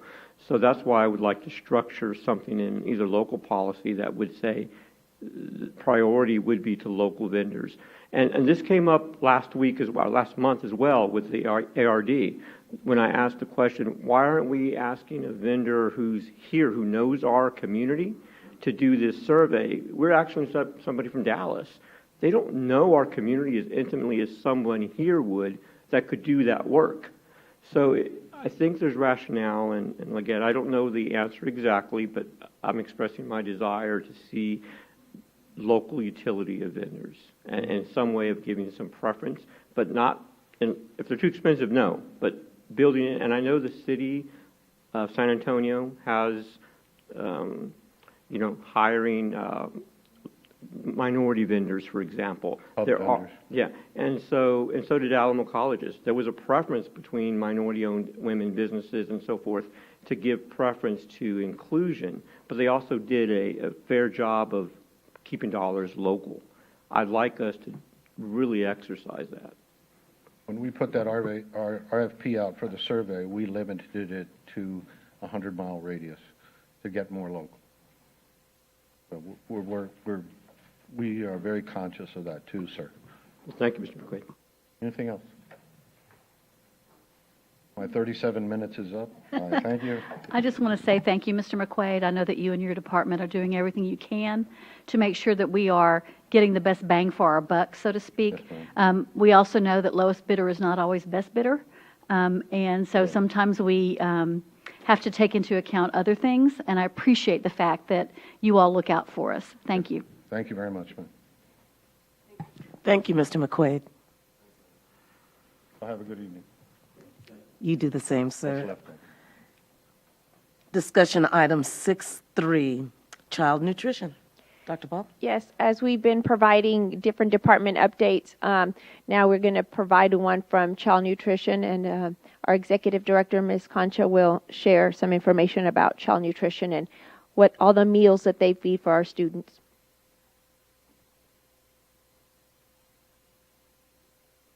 Good evening, everyone. Good evening, Dr. Ball and members of the board. Thank you for having me this evening. And I want to say, when Dr. Fields read the message about the proclamation for the school lunch hero. It's pretty neat to actually be here because, you know, it's kind of routine for us, and we do dress up and put capes on and do fun things on that day.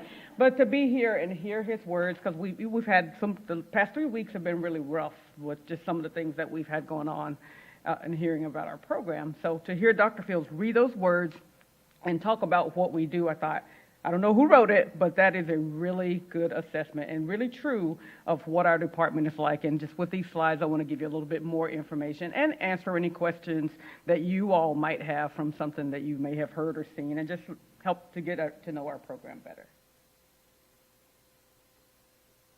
Child nutrition. Here at Judson, we operate several programs. We have the National School Lunch Program, and that's where we serve most of our meals. We also have the School Breakfast Program. We have the CACFP Supper Program, and that's Child and Adult Care Program. And what that is a program that offers suppers, and it's a full meal to students at some of our elementary schools at the end of the instruction, but just before they're released to go home. And then we also have after-school care snack programs, and we have fewer of those operating because of the CACFP Supper Program, but we still offer snack programs as well.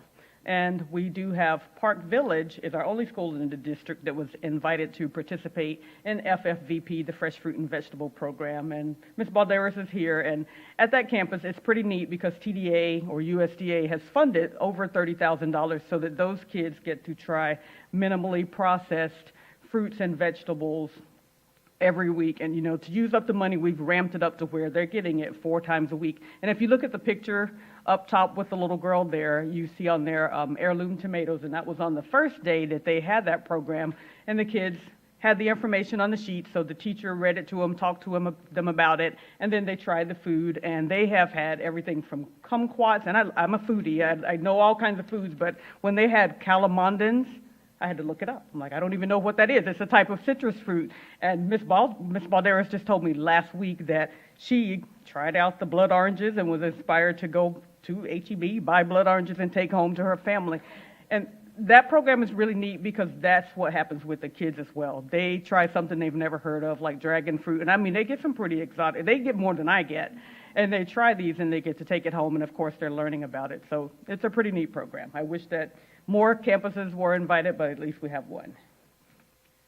The next thing on here is just to give you some numbers of what a day is like in child nutrition. And if you look at that picture, that's the picture that was taken within the last 2 weeks of cucumbers, and I think it has tahini on it because some of our students like that zestiness on the vegetables.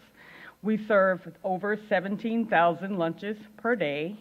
On our Asian Food Day, we might get 18,000 just because it's our most popular day, and we have a lot of adults eat with us as well. Breakfast, we typically have about 12,000 per day. In our supper programs, we have about 3,500, and with our snacks, 350 daily. And then what that looks like as far as actual food products, we go through a lot of milk, and we use Borden's Dairy for our milk, and we have over 20,000 cartons of milk being served to our students every day. Fruit portions, I don't know if you're familiar with the term reimbursable meal, but for lunches and breakfast, the kids have to have a half a cup of a fruit or a vegetable as part of the meal for us to receive reimbursement for it. So we go through a lot of fruit and vegetables as well.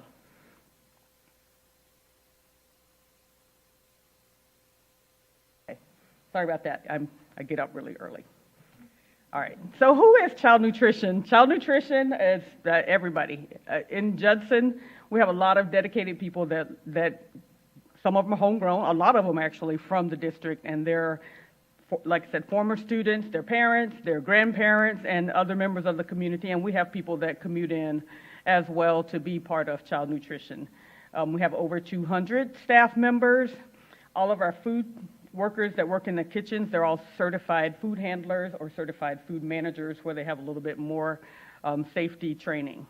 We also have our own maintenance within child nutrition. We have warehouse staff as well as our office members, which is about 20 or so of us in there. And if you look at this picture, this is Debbie Krieger. She's our, well, we have school representation. It's kind of funny. She's from Metzger. She's wasn't scheduled to be that way, but she's just one of our very active and gives us a lot of feedback, very in touch with what's going on with the students. And she's there with a breakfast cart. And with that cart, that's one of the ways we offer the kids a second chance to get breakfast. And Metzger's one of the campuses where if a kid is walking to school, comes late for whatever reason, they can still get breakfast and have an arrangement where they can take it into the classroom. So we like that about that campus with that opportunity. The next thing on here, the lighting's not doing it justice, but these are beautiful golden looking peaches, and they're part of our USDA commodity foods that we receive with our entitlement. An entitlement, in a nutshell, is kind of like coupons that we receive, and it's based on the amount of lunches that we've served in previous years. This year and last year were based on whatever I think it might be 18, 19, maybe 19, 20, but the last normal year before COVID came along, because of course that affected the amount of meals that were being served. And to be fair, USDA just stuck with the last normal year that we have. So our entitlement for the upcoming year is just over $1 million.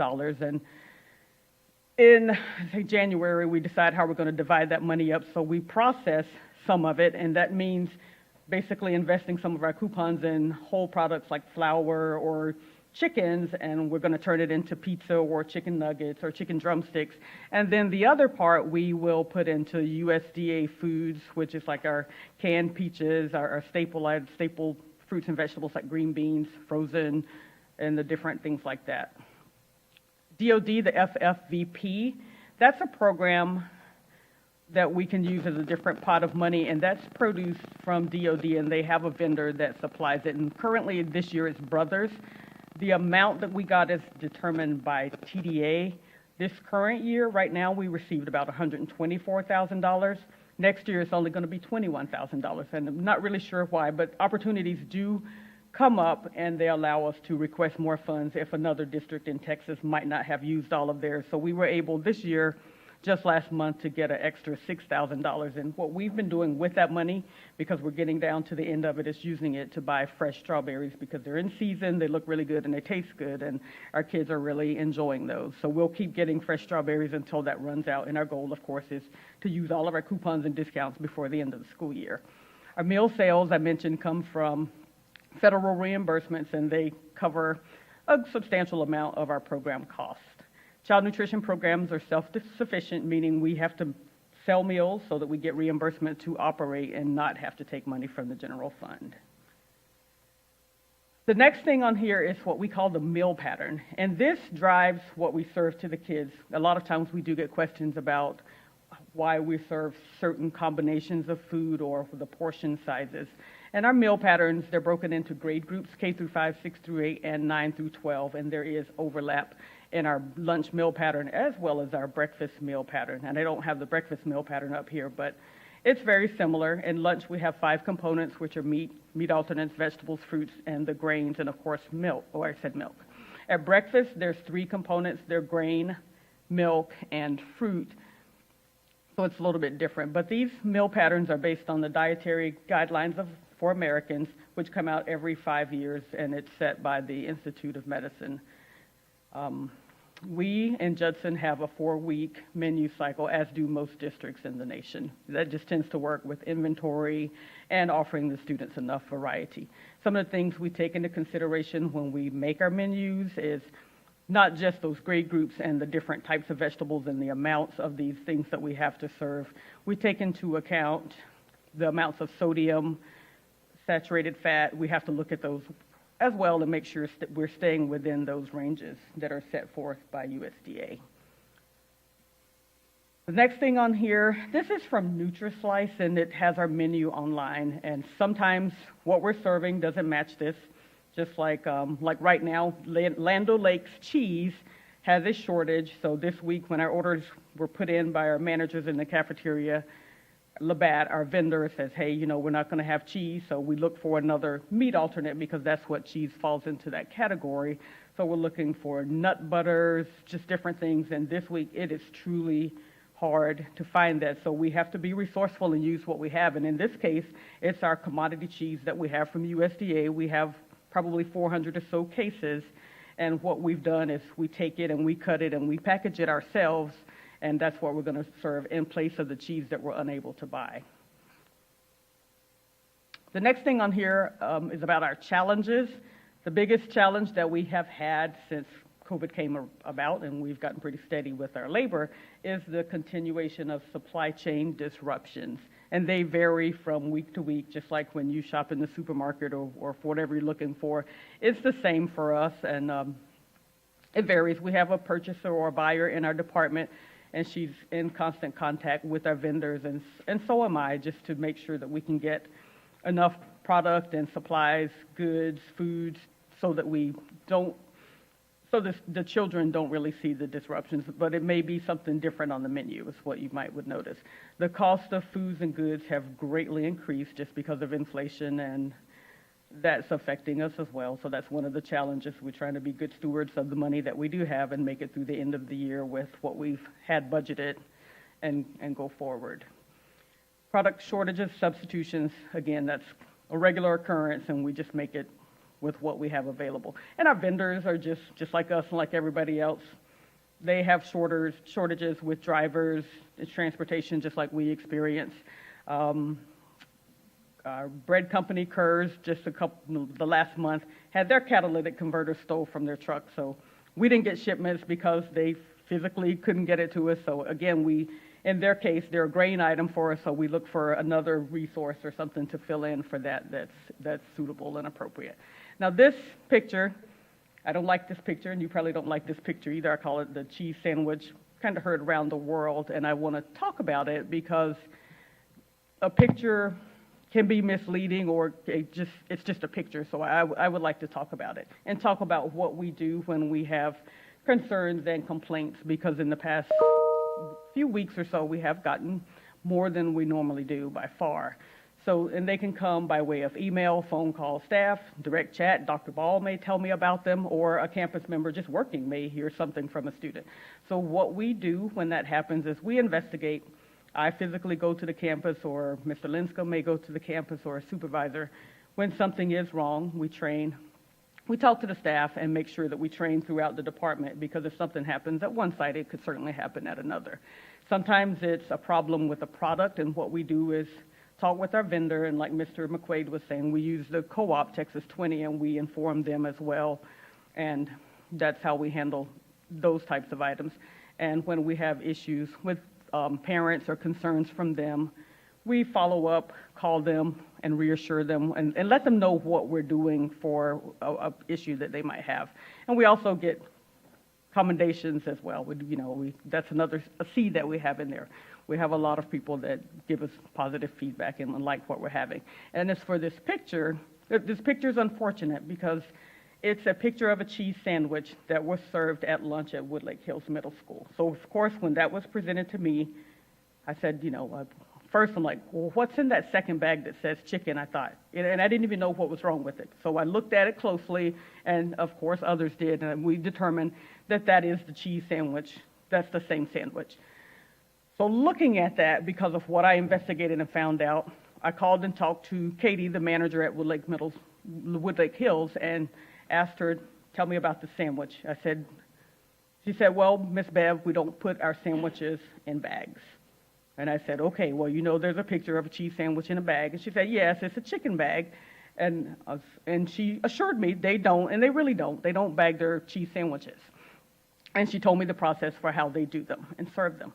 They do have chicken sandwiches on the menu, and they do put chicken sandwiches in a bag and wrap it up so that they stay moist and warm and the students can self-serve themselves. And with that, a student took a chicken bag that was, I don't know if they ate the chicken or someone else had it, but they were able to get not just one bag, but two bags. If you look at it closely, you'll see chicken written correctly, and then you can see that there's another layer. So that sandwich is double wrapped and then taken home. So if that was served around 11 o'clock, taken home where the parent has it around 5 or 6 o'clock, that's how you end up with that picture. And if you take a cheese sandwich from, I don't know, Sonic, I think Sonic probably serves grilled cheese sandwiches, a lot of places do. If you take it and it's cold and been sitting for hours and open it up, that is what it looks like. It's not indicative of what was served to the students. And of course, if someone doesn't like a grilled cheese sandwich, we always have different options on the menu. So it's unfortunate for our picture, but I did want to take time to explain that because that's not what we serve, and our food doesn't look like that.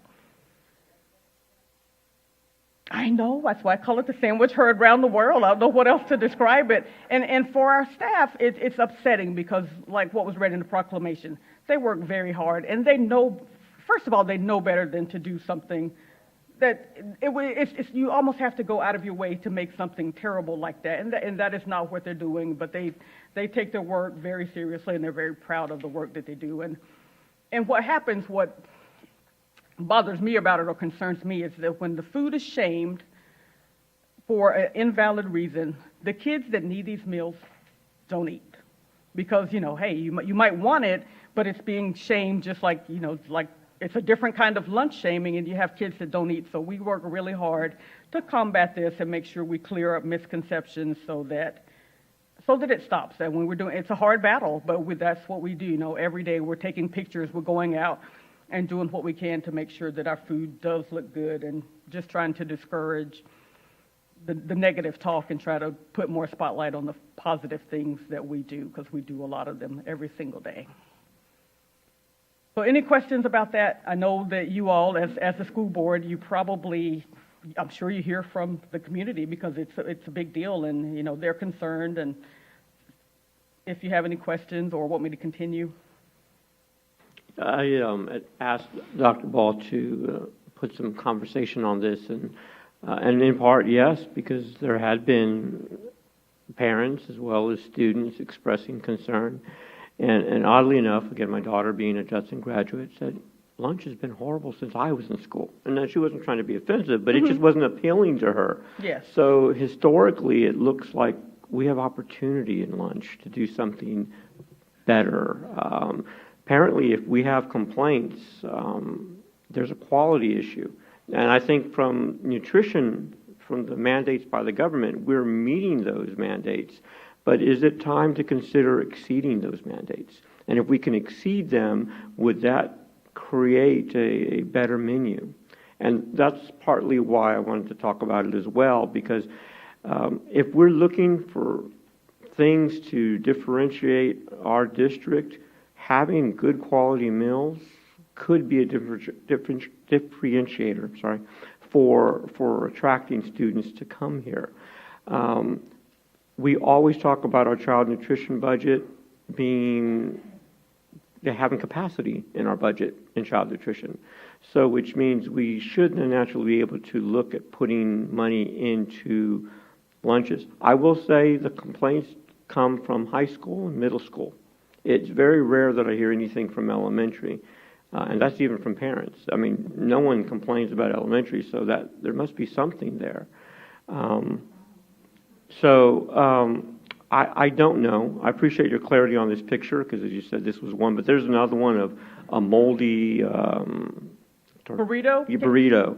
Can I address it, because Sure. it's interesting? Because Sure. again, we investigate, and you'll be just as surprised as I am to find out what unfolded from that burrito. And with the burrito, it's a Los Cabos brand burrito. And that day we had that burrito. But we also serve a different burrito that's an extreme burrito. And I just say they're not cousins. They're not related. They don't come from the same factory. But the Cabos burrito that we had comes individually wrapped. And I think the cover, if I'm not mistaken, it's blue. And it's a lot of cover, so you don't see much of the product. And when our workers are serving, they're serving large quantities. So when you have a school with 1,000 kids, they may have 700 or so of these that they're taking from the boxes and panning up, and they leave it in the wrapper because it's intended to be prepared that way. So, and we've told them, even after, because that happened, we even have them take them out of the package now. But what we learned is that mold, well, I went to investigate. That morning I got up and I went to, unfortunately, the same school. And we went and I looked and we thought possibly it's the upright freezer, because it's an upright freezer, it's at the proper temperature. They're required to take temperatures and they record them and they keep logs there. So I went and I said, well, maybe, if it lost temperature dropped, but we have sensors that also alert us and tell us, but we didn't have any warning. All of the logs look good, but I said, just to be safe, we're going to stop storing food long-term in there. So if you have something, you can bring it and hold it in that freezer, but keep everything in your walk-in just to make sure it's 0 or between 0 and 10 below. But what we learned, because that manager said, well, my burritos are actually in the main freezer. I had some in there. So they pulled them out because that's part of the investigation. And what they found, they opened them up. There were spots of whatever is growing to be on that. That particular burrito that was in the picture had an excessive amount, but there were also spots on other ones. So what we did is what we always do when there's a product with a problem. We stop serving it for one, and then we notify the vendor. We do a product complaint form, and our supplier, the ones or the purveyor that brings it, is Labatt, and they have a return policy of 7 days. And of course, these burritos were delivered to us in December of 2021 as well as February. So our buyer did our internal recall and got all of the lot numbers and worked with the actual vendor. So we're literally, today the email was to the point of if they want us to destroy them, throw them away, or if they want to take them back. And of course, we're hoping to be credited back. But unfortunately, it looks like something that we did, but it's just like a recall, like what's going on currently with baby formula. Until something happens, you don't know that it's out there. But what we will do is unwrap and just be more diligent because they're handling a lot of product. Like, you have to be mindful and look at each package to the best of your ability. You know, it won't guarantee that something won't get through, but we will do every single thing that we can because we want our customers to have confidence that they can trust the food and eat it and get that nutrition that we're here to provide. So Well, thank you for explaining. I kind of feel like I'm way in the weeds here, but I do appreciate you responding to that. The question I have for you, Dr. Ball, is that back to the idea of opportunity that we have, it might be time to formulate a citizen or parent committee with maybe students to give suggestions on the kind of quality of meals they'd like to see at our high school and middle school campuses. We do have that, sir. Would you like to talk about what you're doing with the students? So we do, and we still have quality issues No, then? well, can I ask a question? Sure. Because when you say a quality issue, because I only know what I see, and when I go to the cafeteria, I don't necessarily see the same thing. So when you say that, or anyone, have you had a firsthand account? Is there something specific, or is it what someone said? Because we do get what I call the non-constructive feedback of something being yucky or gross, and I always say you have to tell us exactly what it is so that we can look into it. So, and I would hope that these committees would tell you what is yucky or gross, because again, that's beyond the board even really being engaged in it. Mm-hmm. I'm trusting our administration is trying to find out what that might be. Because, I mean, I've been told by parents that kids go home, they don't eat anything, and they're starving when they get home, which we don't want that type of scenario. We want them to eat when they're on campus.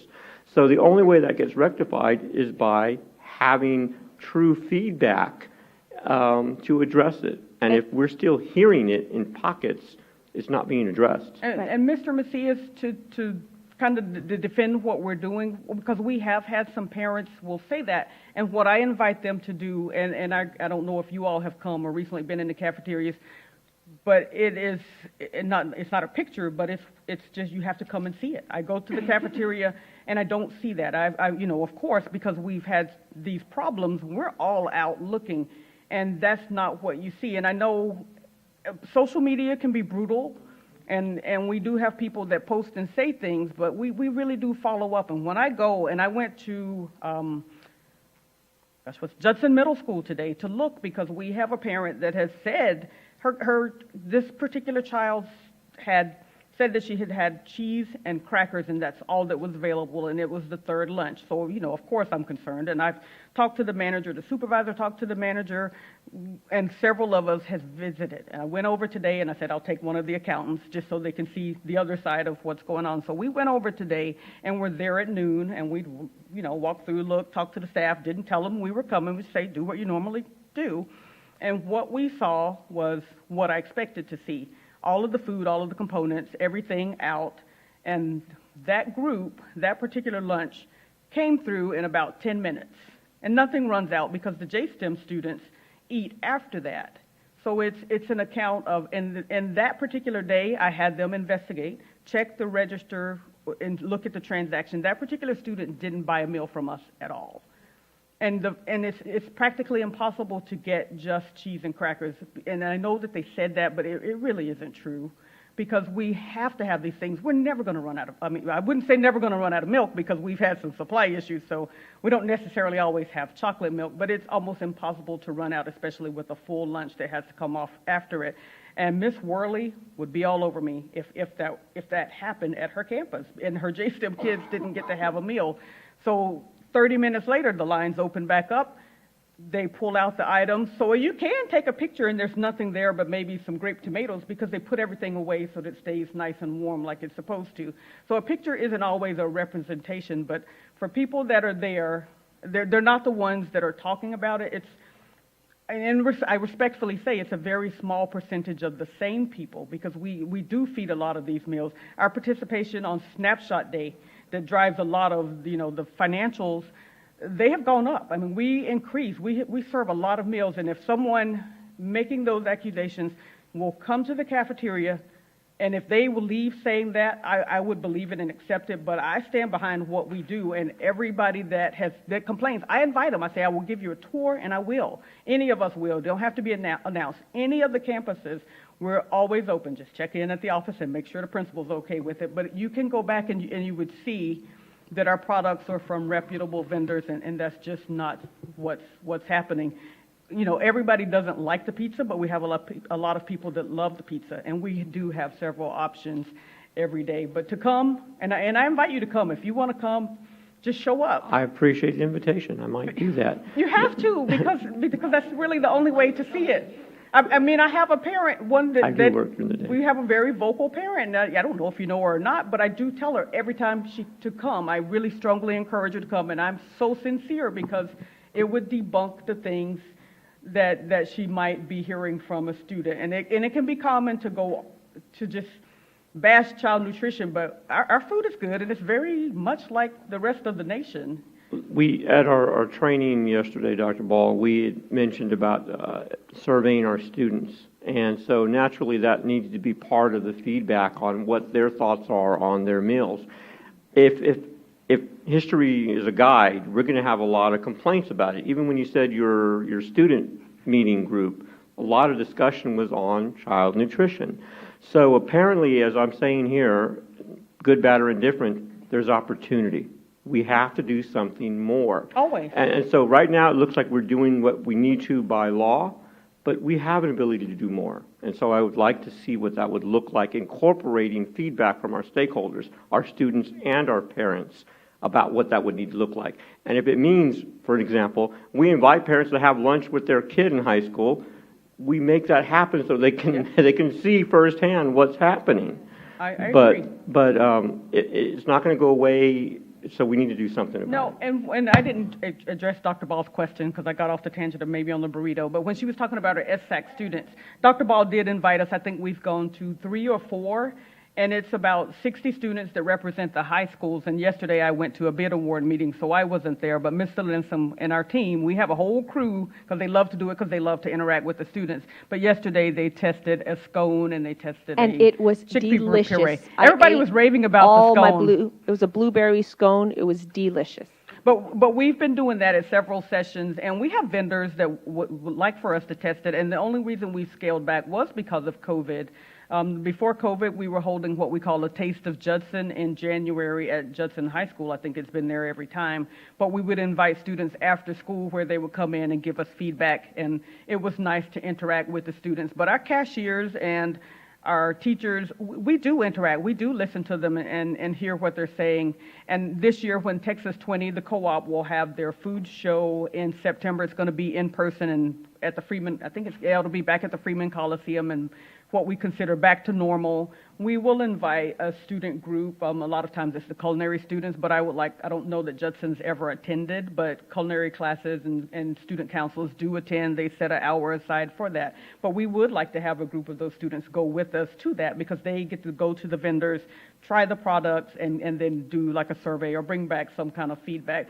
And also, Mr. Macias, we do want it to be better, and we are going to make it better. My whole time as the director has been during COVID, so we've been doing all the weird stuff, putting everything in plastic, and it is hard to break some habits because I don't like plastic. I know Mr. McQuaid didn't want to kill trees.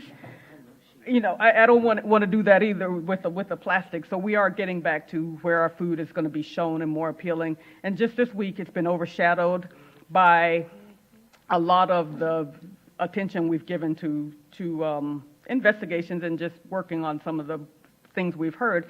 This week, we received our third grant from No Kid Hungry for $30,000, and it gets overshadowed, unfortunately. But that's a lot of money, and what we plan to do is the things that you're talking about. And we're also expecting to receive a grant from what's the other one, Ms. Gunscombe? The dairy folks, what are they? Fuel Up, Dairy Max, the Fuel Up to Play 60 program. And what they're going to give us, and I hope a lot of people don't know because I want to kind of keep it secret, but we're asking for funding to do smoothies and to do parfaits because, as you saw, our breakfast numbers are lower. So that's something that's grab and go, and the teachers as well as the students will be able to take advantage of it. And our big surprise, I want to say it because I want you to know that I take it serious, and I'll invite you to come and be part of it, but we're going to get a smoothie bike. Because when I said it in the office, they were like, what's a smoothie bike? And it's just a stationary bike, but it has a blender on it. And, we have some other bells and whistle, and I mean literally bells and whistle, but we would like to take that to the school, engage the students, and I know that we will see our participation for breakfast go up because it's fun for adults when you get on the smoothie bike, but we have some things that we want to do to get that going. So I take it as a challenge because that's why I wanted to be the director. I wanted to be in the role to do that because nutrition is so important to the students. Ms. Concha, I want to just share with you that since the time that I've known you, your attention to detail is amazing. The way you respond to emails, and I know it's not just my emails, you and your staff, I know many of your staff are here. I have heard the positive changes. So I know that you're doing a great job in trying to meet the needs of our kids. We're not a perfect system, and none of us are, but I do want you to know that I commend all your efforts because it has not been easy these last 2 years. And it's been a lot of challenges. And you've and done it's hard. And I appreciate that, Dr. Ball. And it's just I'm a Virgo. That's just my habit. It's to respond. And if you don't respond, man, they're quick. I can get 100 emails an hour. So I do like to take care of that and really do mean it. So what we're doing to ensure safety, again, all of our workers are food handlers and they're certified, meaning that they've had a certain amount of hours of training. So they do know what to look for. They know what to do when there's a problem with food should that occur. We have a dietitian. Her name is Amanda Lott, and she works with our families, the students, the nurses, our managers. She works with everybody, and she does a lot of extra things just for the department. But she creates special diets for our kids that might have dietary restrictions. So if a physician in the state of Texas, and we have all kinds, and with our pre-K population, we have it's the most I've ever seen in my career in child nutrition, but Miss Amanda works closely with them and getting the documentation. So she goes out, she will purchase, rice milk, different things that they may need to have a diet just for them. And we make sure that our staff is also trained and those kids are identified. We have special bags, or when they go through our POS system, they're notified that way, and they make sure that those kids get those meals. Our our food is safe. If you follow any restaurant health scores, they can be lower, but ours are, I would say 80% of ours are 100 and the high 90s. Every now and then we might have a 91 or a 93, but if you don't have paper towels in your sink, it's not the worst thing in the world, but it could cost you 2 or 3 points. So even when our score is low, it's not something that would concern me, but I do touch base with the manager and go, I look at the report and say, hey, what went on, and make sure that we're fixing the problem. And in the city of Converse, our health inspector is tough. She's tough, and we do a good job. She really is. I mean, she'll call, and this is the plan, what we're going to implement, if there's a water issue. So all of those things, we're very conscientious and want to make sure that we're keeping our students safe. We have weekly supervisor reviews. I have a sheet that I have drafted up that they take just to know what to spot check for when they go in, and we do that on a regular basis just to make sure that things aren't being overlooked so that we keep our products safe. We have HACCP training, which is safety training that we're required to have as part of our program, and we train throughout the year. We have to take temperatures and record them all of the time.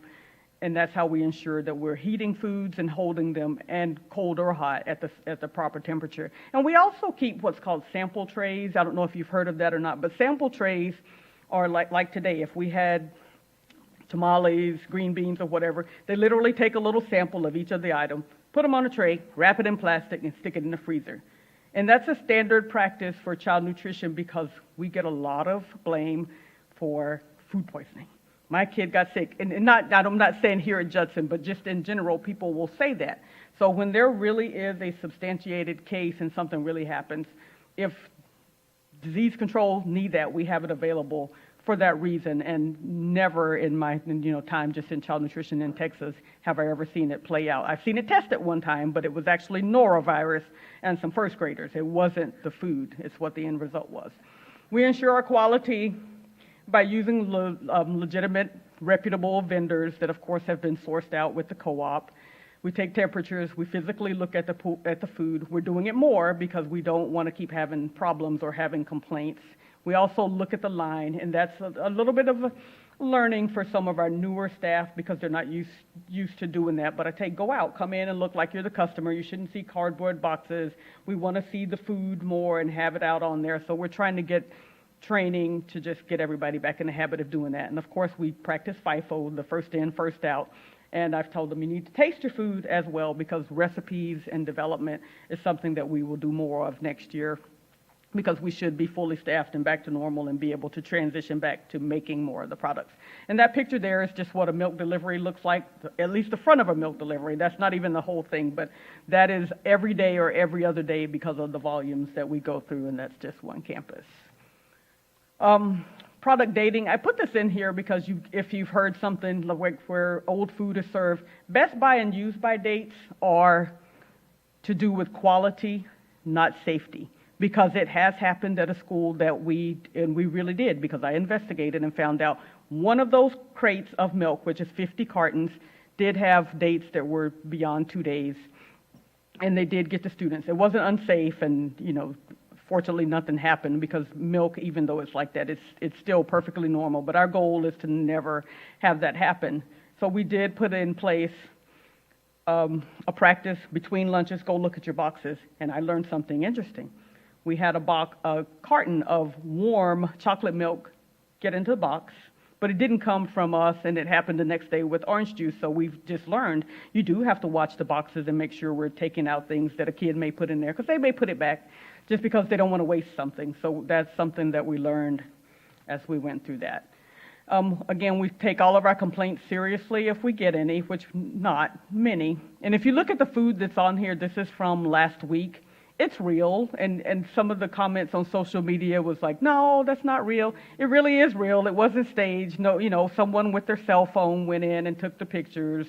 Mr. Linscomb goes out and take pictures. Our managers send us pictures of their work all the time, and that's, it really does look like that. The schools may be different on how they sit up their lines in the windows, but that's what they look like.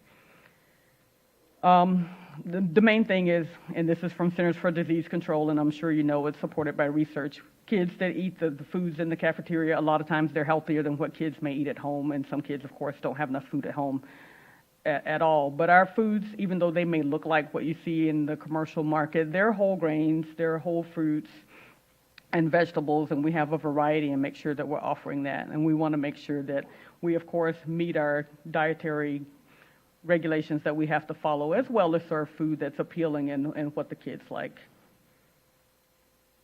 This is a picture of last year, the Circle of Excellence, which is coming up next month, and it's an event that we catered, and some of the things that we've done, we've had several grants that we've received.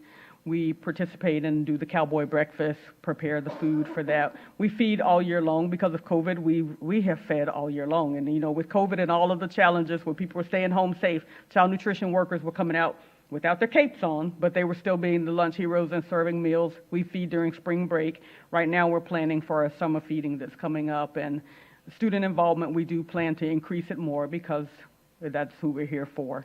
We use a department letter within our department for training and communication and just giving recognition to our staff. And the main thing about child nutrition for me is just to say that we have a really, really, really good team. And this is a picture of some of us at the Wobble and Gobble. And as you can see, it's a big group. We had the largest group represented. And I learned today that what's the challenge that we have going on, the Gladiator, Camp Gladiator. Child nutrition has the biggest group.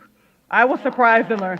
I was surprised, but it's because our people like working at Judson. They like working in our department because it's hard. It is hard. They do very physical work, and then they get up early in the morning. They work late. They work overtime to do the supper program, but they really do like it. So that's why we have good turnout and good participation. Anytime we need volunteers, they're here to help. But our goals for next year is to keep getting more students eating, because next year meals aren't going to be free for everybody. So we will have a few students that will pay either the reduced or the full paid price. So we want to have our kids eating. We are going to focus more on meal appeal, just because we hear that if one person's concerned and has a problem with it, it's a concern for me. And we just want to be better anyway. We want to be the best. And we do have a TDA review next year where our program will be audited. So of course that'll be a big focus.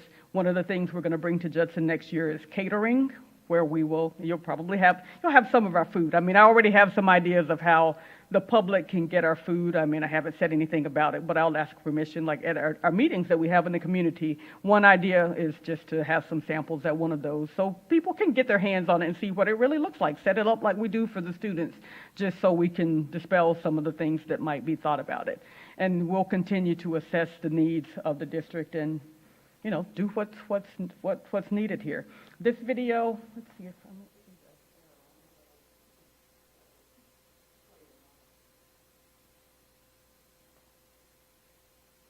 I apologize for that, but what that video is, it's a 1-minute video, and it is of feeding, where they were coming up curbside and getting it. And the highlight of that video for me was the little girl. Hold on, let me get you some help, Matt. Can you come play that so we can see? It's worth it, because it's really it's a really great neat video. It's a great video. No, I just have to go back, but the arrow's there now. Matt just needed to stand up. Thank you. It wasn't there. That happens to me all the time. Just It need did. Matt to It come wasn't to the there. office and it works then. And it's just 1 minute.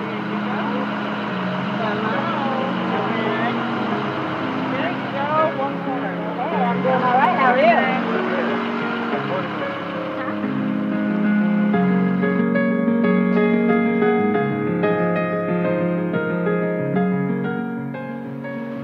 That's the hot, this is the cold. Okay. I'm going to put it right here. Are we burying you?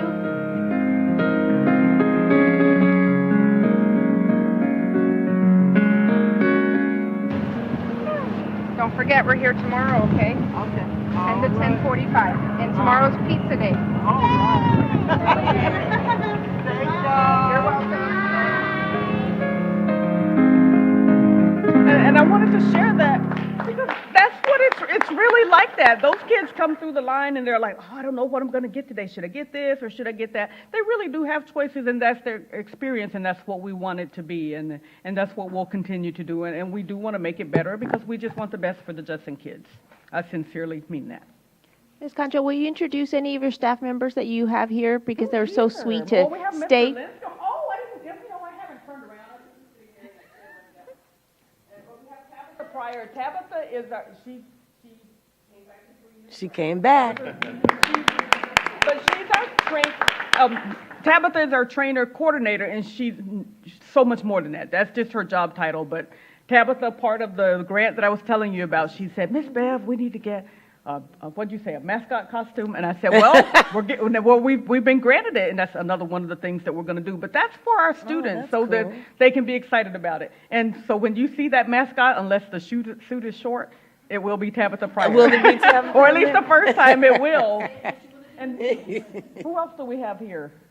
We have Mr. Linscomb, of course. And Mr. Linscomb, child nutrition was not his background. He wrote the grant. He did all of this, So the grant that we just received, he brings things to the department that we didn't have before. This video, that's the work of Mr. Linscomb, and he is great with our people, great with our staff. He's very level-headed because, our staff is just like everybody else. Food is not our only concern, and he is really great because, as you know, for our department, auxiliary, we're in a hiring freeze, so we're trying to keep the people that we have, and it requires a lot of coaching, a lot of listening, hand-holding, guiding, whatever, and just moving people around or whatever it needs to be. And Mr. Linscomb is fantastic with our people, being able to do that and keep the people, because for what, we don't want them to lose their retention bonus.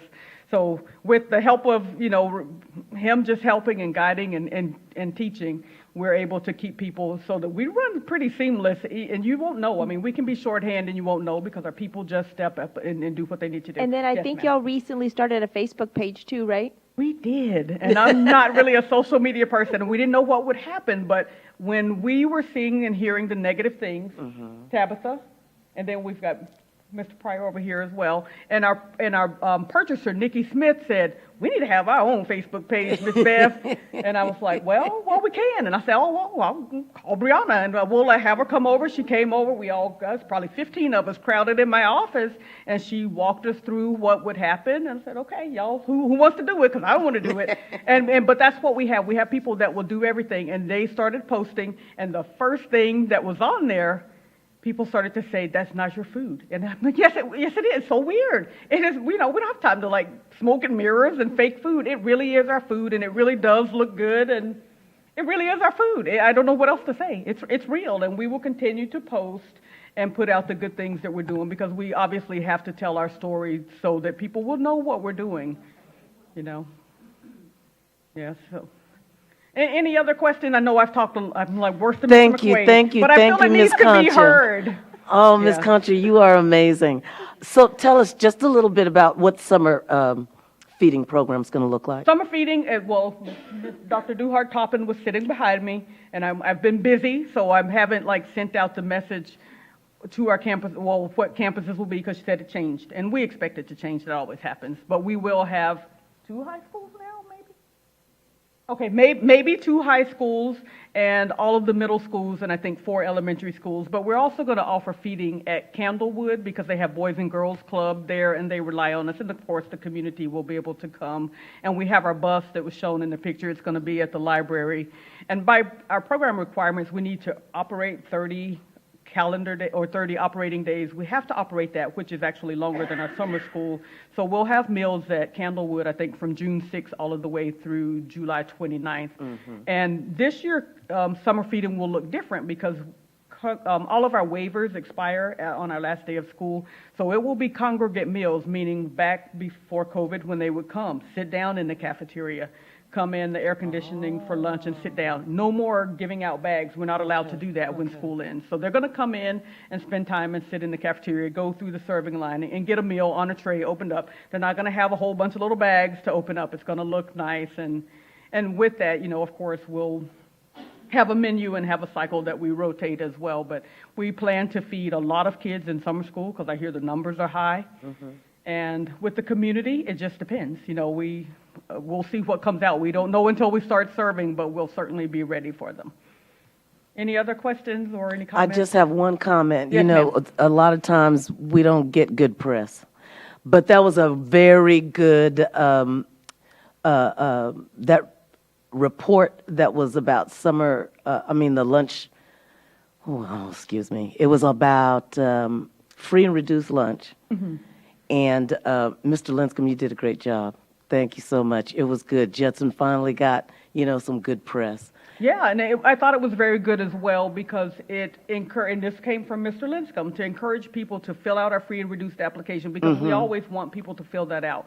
If they qualify, great. But what happens with that, and just so that you all know for your own purposes, if they fill out the current application right now that we have for this year, 21-22, if they qualify for free or reduced, it will give them carryover status until the next 30 days of the school year. So that's like the first week of October. So if a kid comes in and doesn't have money, if they, they don't have to rack up a bill or incur debt and make that happen, because we don't want to have that happen, especially if they qualify. So if we're encouraging people to fill them out, we had leftover applications with our applications processor that we sent out to all of the campuses, I think the week before last, so that they have it, and we're sending out the message to principals ongoing. And I've seen the phone calls and started to get emails, so I know parents are seeing it on the website and may have heard it on the news with the spot that Mr. Linscomb did as well.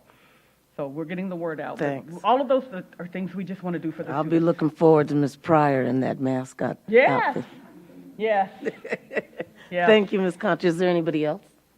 Mr. Macias? You're welcome. Thank you all for your time. Thank I you, appreciate Ms. it. Concha. Thank you. Item 6A4, stay survey. Dr. Paul?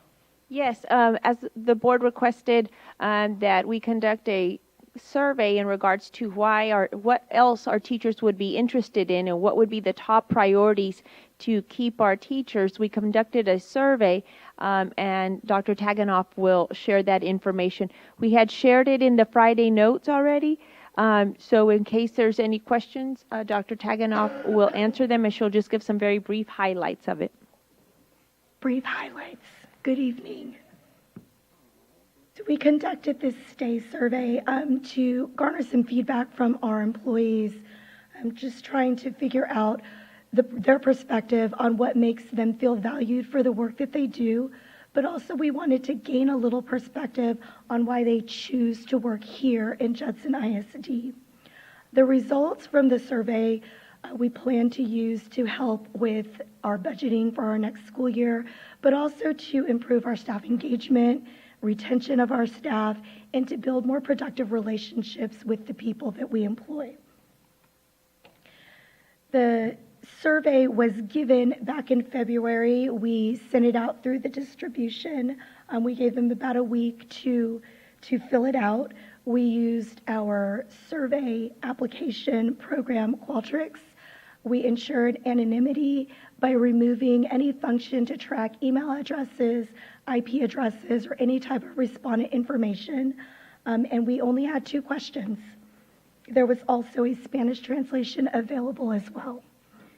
Out of our 3,270 employees, 1,681 of those responded to the survey. The first question was you got to select. So the question was, select the top 3 ways that you feel valued for the work that you do.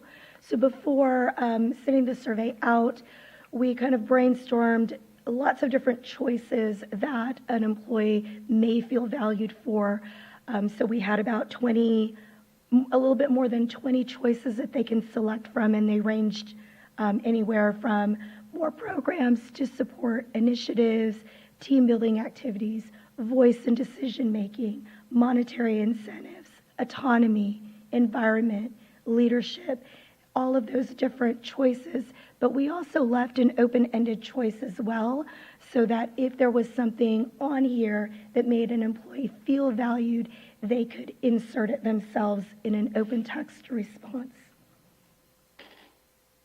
So you could see that these were the results.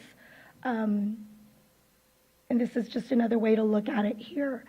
So the result of the top way that employees feel valued for the work that they do, the item that rose up to the top was fair salary. You can see support from colleagues, then annual raise, work schedule, benefits, insurance. I won't read the whole chart to you. It is there in the board book and you have it in front of you as well. But you can kind of see where our employees were feeling based on the count and the percentage of how they responded to this particular question.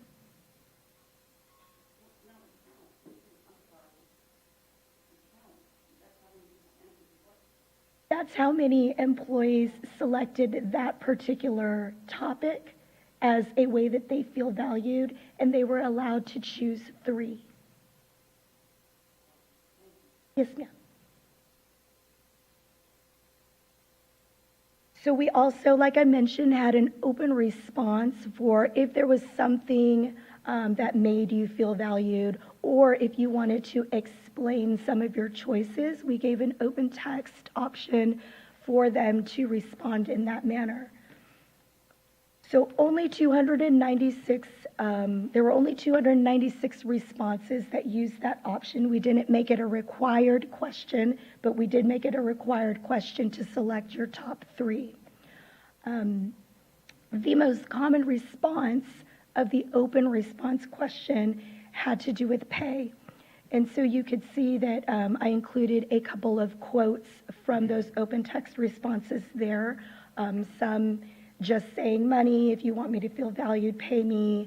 The pay for teachers So anything that had to do with pay, we put in this most common response, categorized in that way. The next most common response gave us a little bit of insight on the way that we asked the question. So the question was worded, how do you feel valued for the work that you do? It was clear by this next most common response that the question may not have been as clear to some of our employees because they answered in a way that said, I was forced to choose 3, or I don't really feel valued, but you made me choose 3 in order to move on.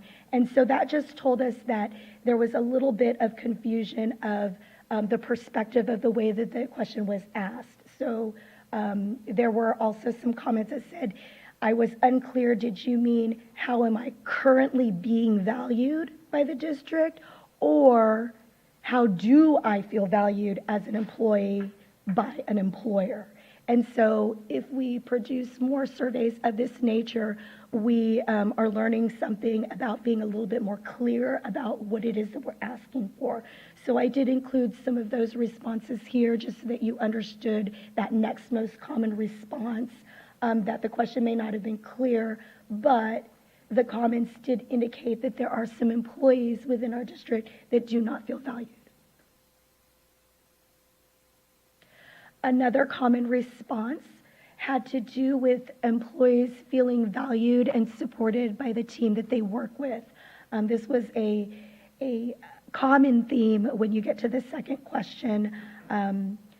It is clear that when we say Judson ISD is a family, people really feel that because these comments indicate that the people around them are that support system and that they feel valued because of who they work for, who they work with, and that they work with their team and they get that support. Some other themes that came up in those 296 open responses had to do with a plea for reevaluating pay and compensation, mention about student-teacher ratio, considerations for reasonable workload, respect, school safety, accountability for all parties, students, parents, and staff, equitable facilities, resources, hiring, more administrative support, or that there is administrative support that they enjoy. Several requests to have a specific evaluation tool to evaluate campus leadership. That kind of rose up a little bit as well. And then a theme of being out of touch with what is going on in the classroom, and that could have been you don't really understand what it is like to teach today, or you don't really understand what it is like to teach having to pivot with every challenge. And so several comments that justified that to be a common theme. So that was the first question, kind of the results. Are there any questions just about that? And then I can move on to the other piece.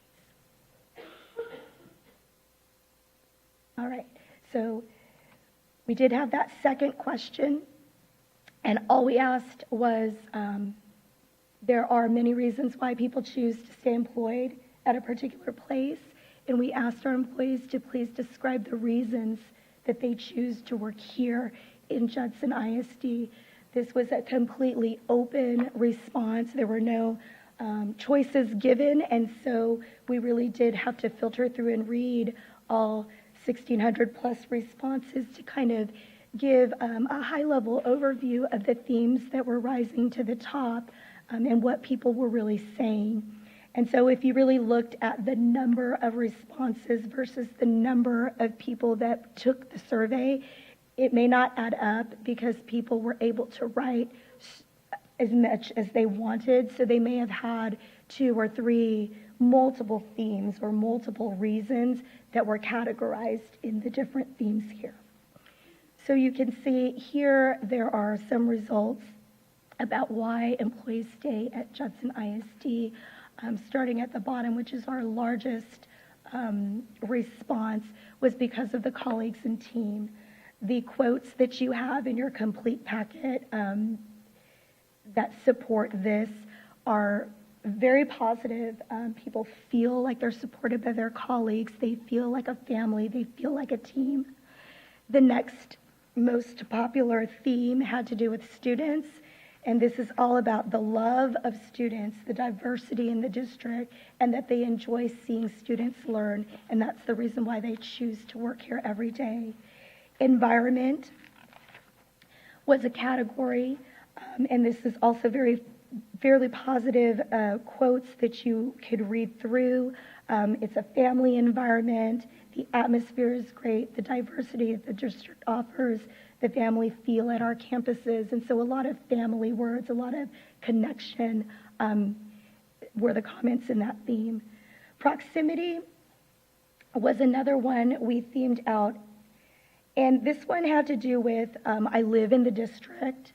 But also we grouped other things like my spouse also works in the district, so it's a convenience thing. The proximity is easier, and so it wasn't necessarily that I live in the district. It could have been this is the closest district that I live in, or it could be that I've got family members, and so that proximity is there. So positive and neutral comments there. The connection to the community. A lot of people are super connected here. We do have a lot of staff members that are also community members as well as parents. And so reading through those gave me all the goosebumps and the good feels. Campus department leadership, a lot of positive comments there about how the administration shows respect, feeling at home. A lot of comments that say initially it was just about being convenient to work here, but then once they got on the campus and really started to feel the leadership and the welcoming of the campus leadership, they wouldn't move anywhere else. We look at passion for programs. Of course, there are a lot of teachers that are super passionate about what they do and what they teach. Opportunities was an interesting one, just to point out that the opportunities that we provide for some of our employees. In our district Judson distribution list, substitutes are also included, and so we did get a lot of responses, or some responses for substitutes, and some that said that I am a substitute and I'm working towards a full-time position, and Judson is helping me out with that process. And so opportunities include situations like that as well. And then what else can I highlight? Feelings of value and satisfaction. Many people who feel very valued here, even though in that first question there are some people that don't. We also do have to highlight and remember that there are employees that live, breathe, and die for Judson ISD and do feel very valued based on the things that we are doing, the feedback that we are listening to, and the changes that we are enacting. And one interesting thing about flexibility, that is all about work schedules, right? A lot of mention about compensating for time worked outside of work hours. And so one of the things that we're doing or looking into is working on a flex day program. And so those type of things that we're hearing from these surveys, we're trying to kind of parse out what can we do now. What can we use to look forward in the future to make plans, to make improvements for engagement and retention?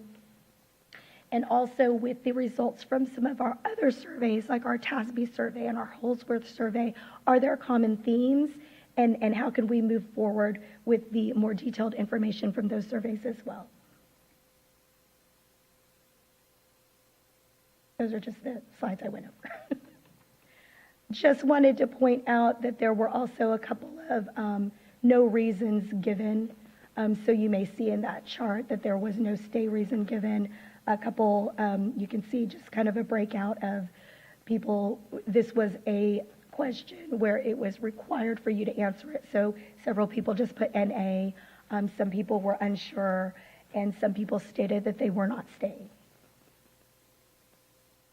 And so, like I said before, our next steps is to look at this data, read. It's a lot of data to read because it is all qualitative. It's all what people feel, what people think, and it's important data to look at because these are our employees telling us what it is that they're feeling.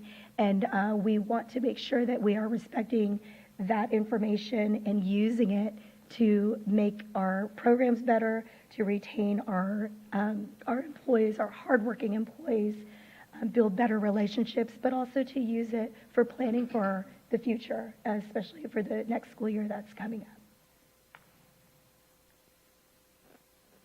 Does the board have any questions? Thank you. We appreciate it, Dr. Thank you very Taganoff. much. Thank you. I have a quick question. So like and I guess it's more for you, Dr. Ball. Sir. The next steps, like those are high-level statements that are obvious, but is there a tactical approach, like a specific plan for it? Right, so we're like looking at this and evaluating what we can do to address their concerns, the ones that are not just related to the money, and working with colleagues, getting support from the principals, all those things, and developing a plan to make sure that we can address those. Okay.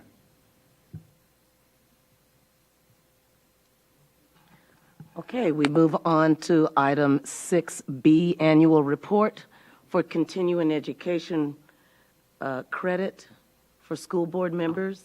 All Judson ISD board members have met or exceeded the required training for 2021-22 as of currently. So everybody's met. Item 6C, statement of impact submitted by George Gervin Academy. Dr. Ball? Nothing really to report. This is the statements that we get. Update on board advisory committees. I'll just start with Mr. Diaz, Growth and Planning. Nothing to report. We do have a meeting coming up, or you do have a meeting coming up on Monday. Ms. Canoyer, Finance? We have a meeting coming up soon, and so I'll report. It's Tuesday. Okay. Wednesday, sorry. Ms. Rodriguez is Growth and Planning. But I attended the meeting. Okay. Okay. I'm not throwing shade or anything like that. Okay. But I think it happened since the last time we had a meeting. And so it was at Judson Middle. Man, thanks. Judson Middle School. In the I was gym. like, it was at the beginning of April. It was a little while ago. And we talked about particular programs that the district could offer as far as like schools of choice or different innovative programs. And people got to vote. I brought my son with me, and he was really excited to put his little stickers on the programs he would want to go to. Mm-hmm. So, yeah. Okay. I can't make it to the one on Monday, though. Okay.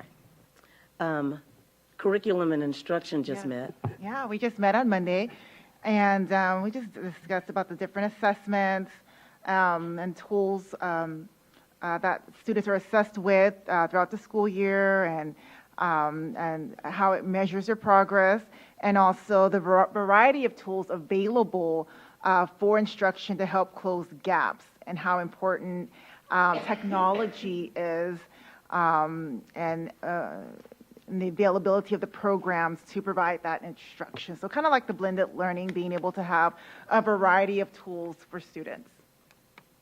Thank you so much. I attended the Facilities and Operations Committee, and they discussed the 7 cities that encompass our district and who exactly they're going to be looking to help with getting marketing done and getting the word out about things that this district needs for improvement. Mr. Macias? Nothing to report right now. Okay. Item E, update on board trainings, conferences, events, and consider future agenda items requested by board members. I know that the 87th legislative update is what we all have done and completed. And we just finished with student outcomes, human trafficking. So we're all caught up. As I said, everybody's done that as far as training goes. So I'll start with you, Ms. King. Is there anything that you would like to have on future agenda? Nothing at this time. Ms. Eaton? I do, but I'm going to submit the form. Okay. Ms. Rodriguez? I don't have any agenda items, but I have another training next week. It's the last one for Leadership TASB. Okay. So I'll be going to Longview, Texas, okay. Thursday through Saturday. Ms. Canoyer? Nothing at this time. And Mr. Macias? Yes, I actually want to put, and obviously we'll submit the form as well, but I think it's time to reevaluate bringing internal audit function to Judson ISD. So I'll be putting that on the agenda for next month. And then we are doing board reorganization next month as well, right? That is correct. Okay, good. Thank you. Mr. Diaz? So I have two items. I want to get an overview of the shack. And then I have a second item that I'll submit. I'll submit both of them, just for us to have a closed session consultation with attorneys on some concerns that I have. Thank you, sir. At this time, we will go into closed session at 10:16 pursuant to Texas Government Code Section 551.074, discussing personnel, the personnel report, and updates including new hires, resignations, and administrative appointments. B, pursuant to Texas Government Code Section 551.071, attorney consultation regarding legal issues related to potential, anticipated, or pending construction litigation and construction issues. Item 7C, pursuant to Texas Government Code Section 551.072, deliberation regarding the purchase, exchange, lease, or value of real property. D, pursuant to Texas Government Code Section 551.076, deliberation regarding security devices or security audits. At this time, 10:17 will go into closed session.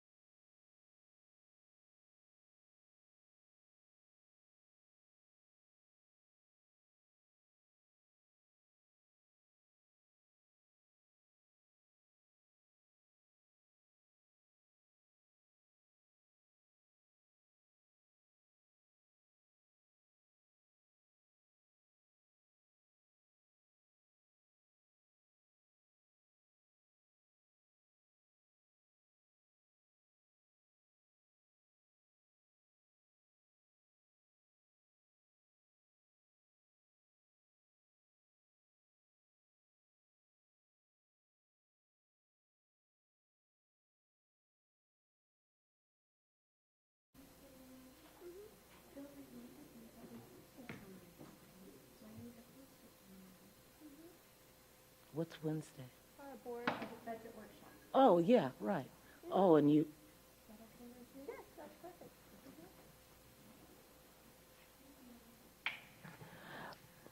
Russ, will you please put on the screen the voting roll call? Thank you.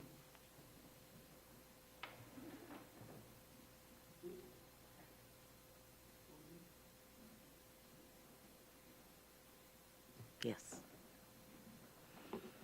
Okay.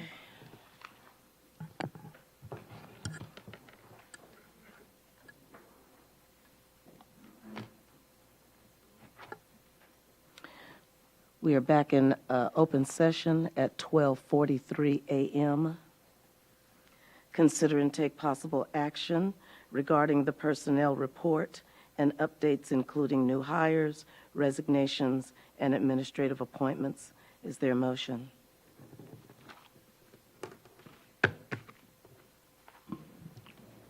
I move that we accept the personnel report as discussed in closed session. Motion has been made and seconded, and you may proceed to vote.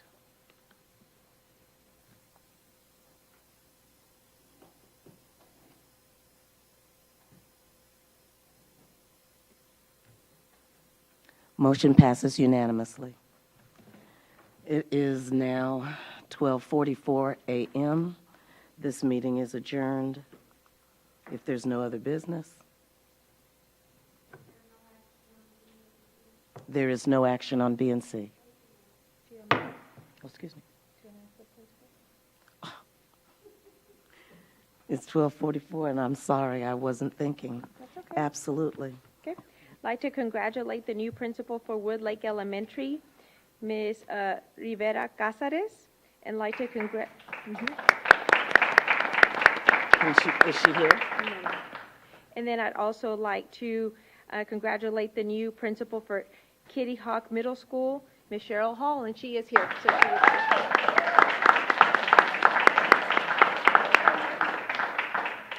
Can Ms. Hall please stand? Ms. I just Hall, want will you to, please she's stand? there, I don't know. All right, congratulations. She's not here.